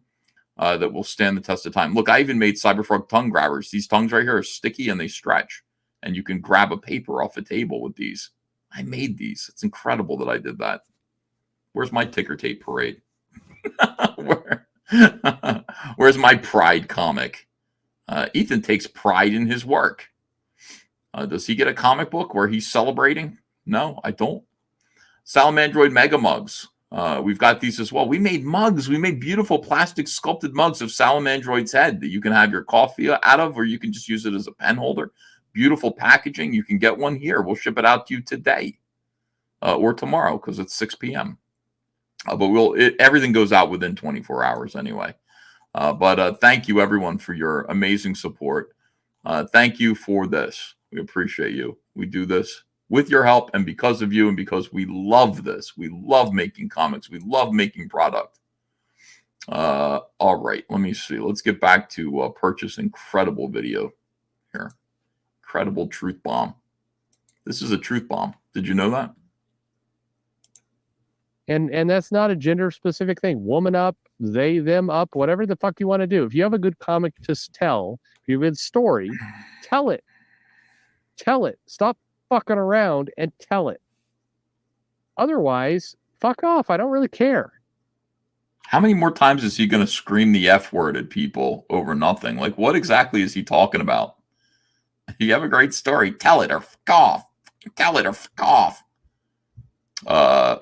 Okay. Well, I'll do that. But what if you're just somebody who doesn't want to read? You're not somebody who's creative. You're just somebody who is enjoying comic books.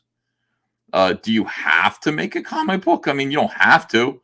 We're not saying that people who can't make comic books should.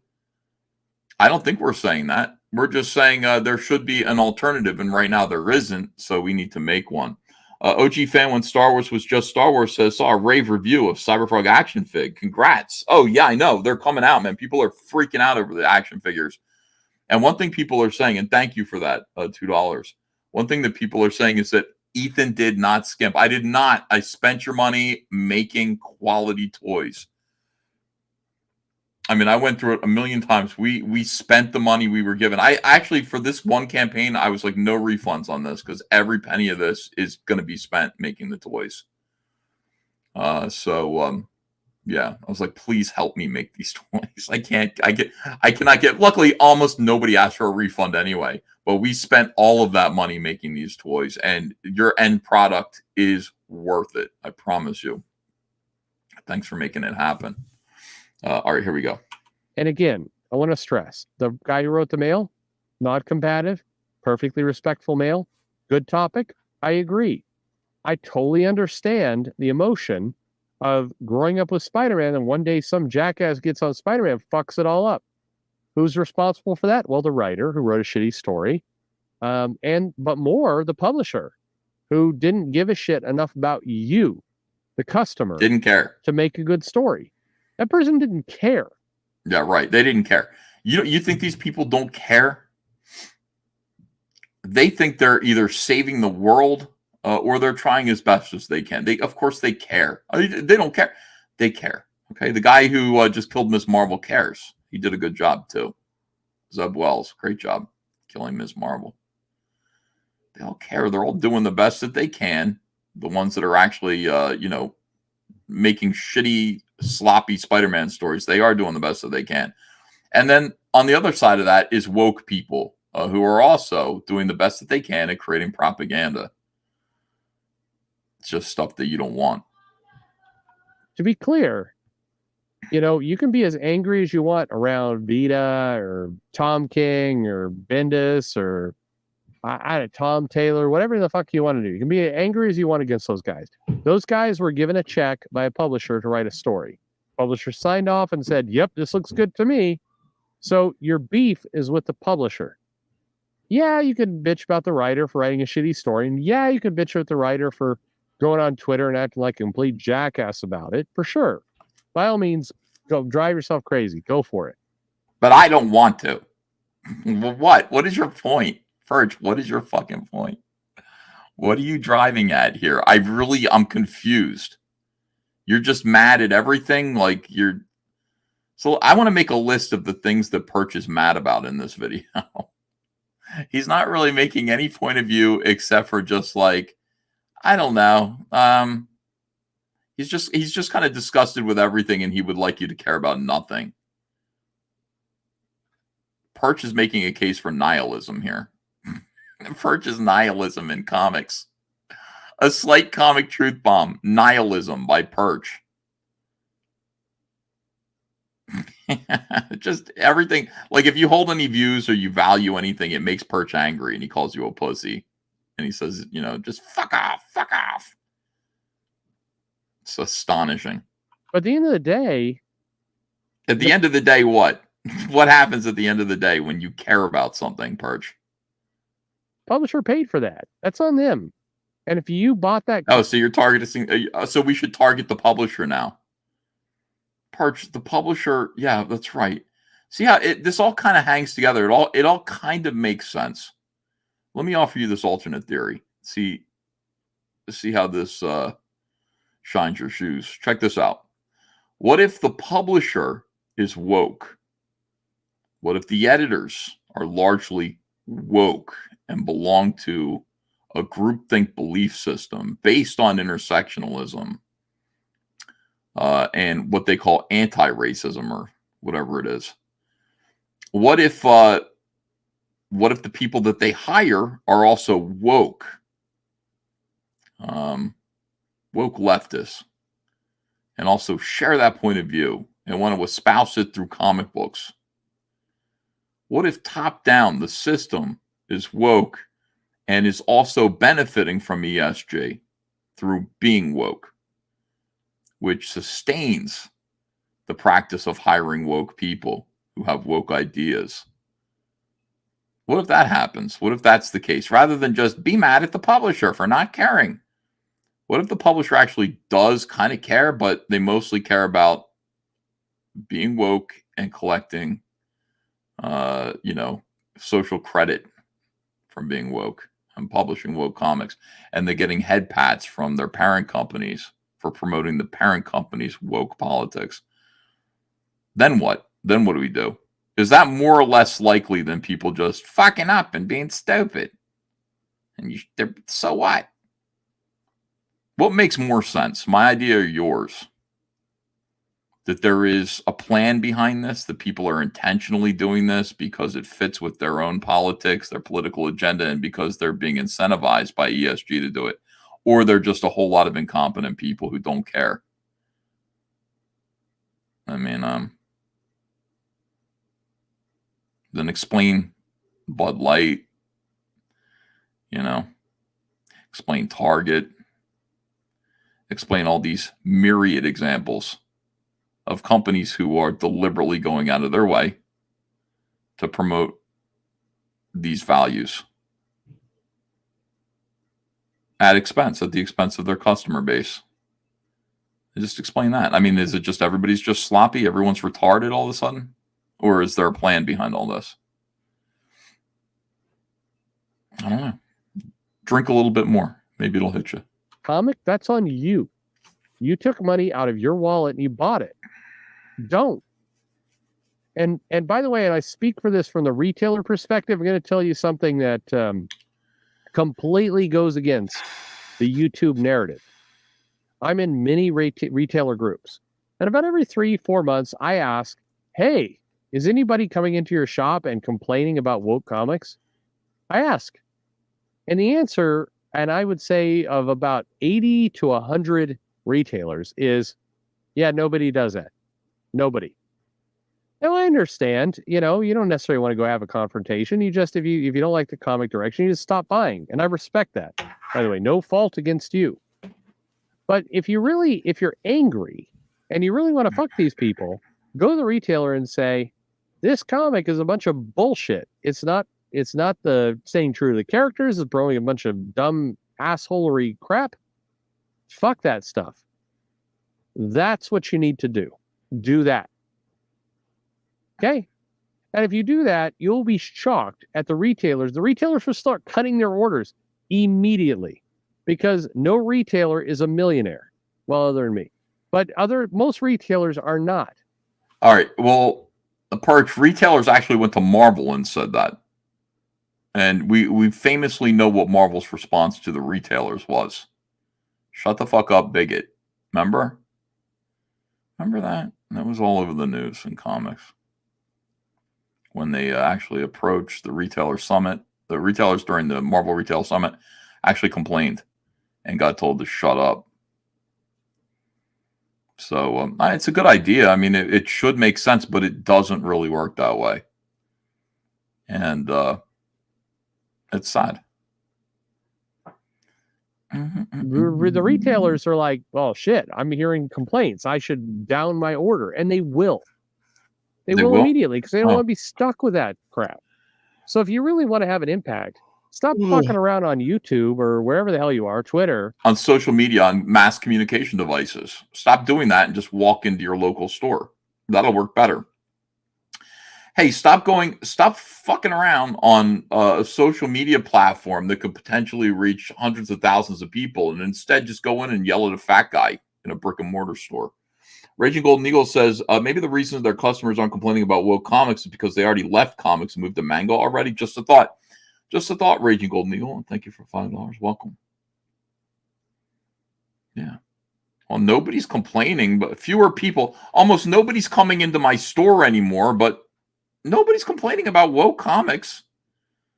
Huh. And go into your local retailer and say, I'm not buying this shit because it sucks. Do that because money talks. If you truly want to strike a blow, do that.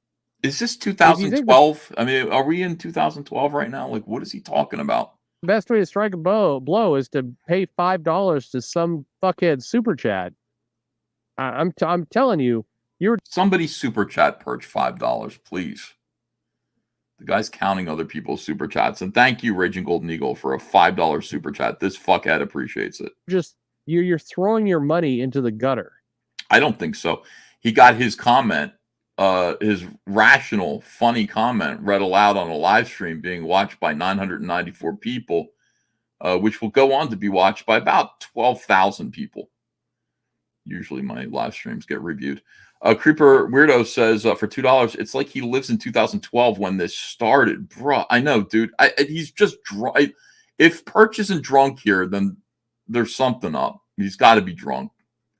Gray Fox says, isn't his idea the reason comic shops are closing? Here's a $5. Oh, thanks for $5, Gray Fox. I think so, yeah.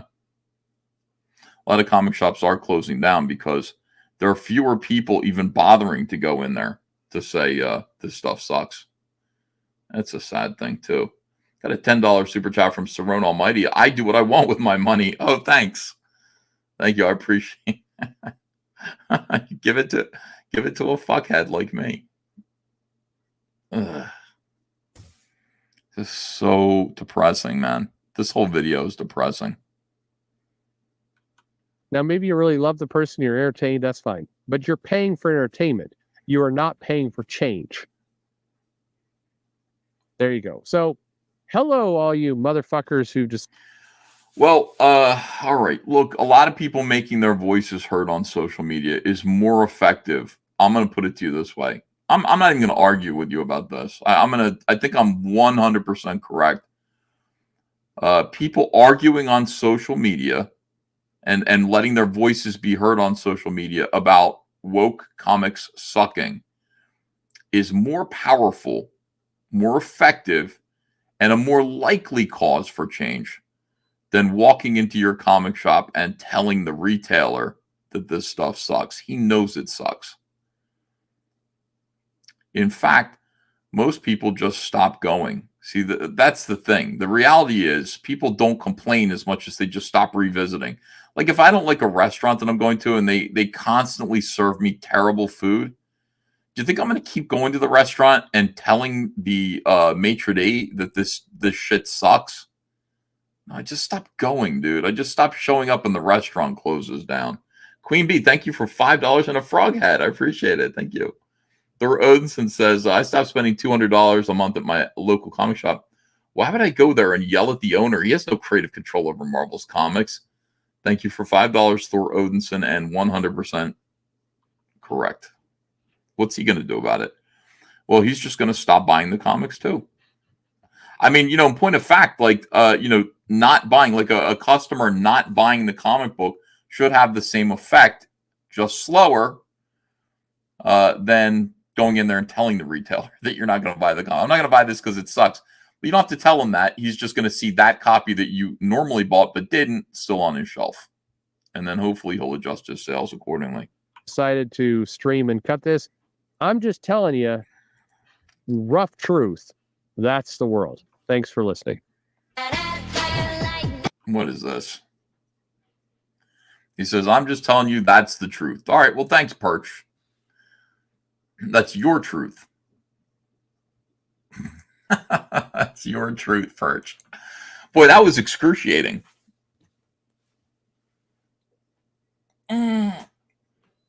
Stretch out. That was really, really awful. But I'm glad I watched it. I'm glad I watched it with you guys. What it makes me feel like, having just witnessed that, is that there are no good arguments against mine. Because that argument was nonsensical, broken, walked back on itself a couple of times, and then again. And it was delivered with such arrogance and such self-assuredness, and delivered by a person who seems to have influenced, for negative, one of our greatest spokespeople, your boy Zach. Robert Romano says the other video was way worse. Oh, which one? Doug1985 says, here you go, Ked. Thank you, my friend. Gaslighting at its worst. I don't know. What are you going to do? Can we watch it again, says Ed Hart? Yeah, let's start over. Joe Casnell says Iron Sheik died. That's very sad. I loved Iron Sheik. I liked it when he said he was going to make you humble. I liked him on Howard Stern. He was really, really funny.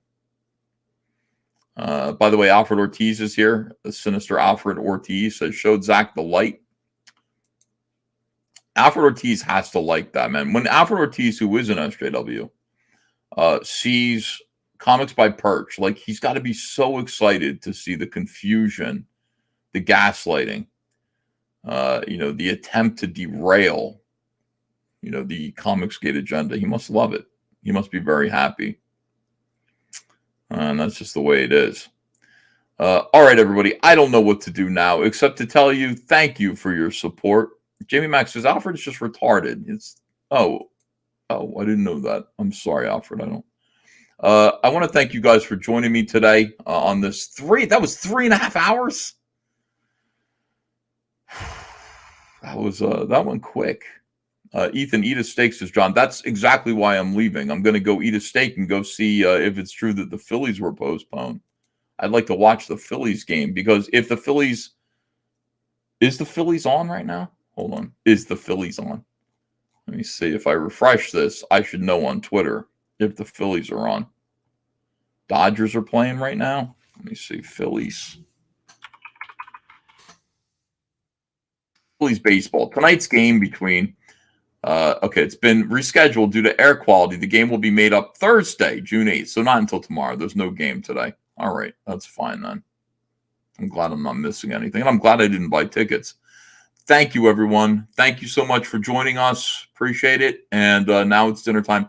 You guys are the best. I really appreciate it. Please do support Cyberfrog campaigns, Electric Blue action figures. If you're getting your action figures, great. Show it on Twitter. Open them up. Play with them. Make a video. And I beat Shane on length for this EFAP. I beat Shane on length for everything. Thanks, everyone. I'll see you again soon with another video. And if you don't like my politics, don't buy my book. Don't read them. And if you don't like my politics, don't buy my book.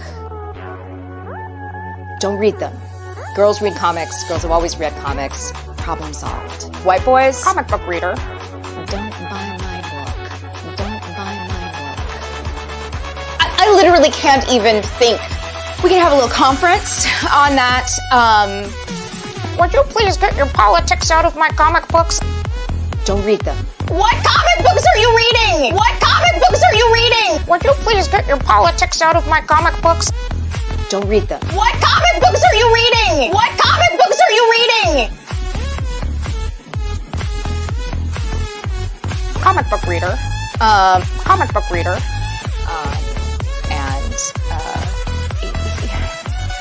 May I curse? White boys, don't read them. We're very worried about comics right now. Independent comic sales are down. Mainstream comic sales are down. Everything in the mid-list is way down. You don't make a lot of money that way. There is nothing inherently masculine of heroism. There's nothing inherently masculine heroism. Girls read comics. Girls have always read comics. Problem solved. Magic! Going into the red on singles and not coming out until the trades. Stores are closing. You don't make a lot of money that way. So don't.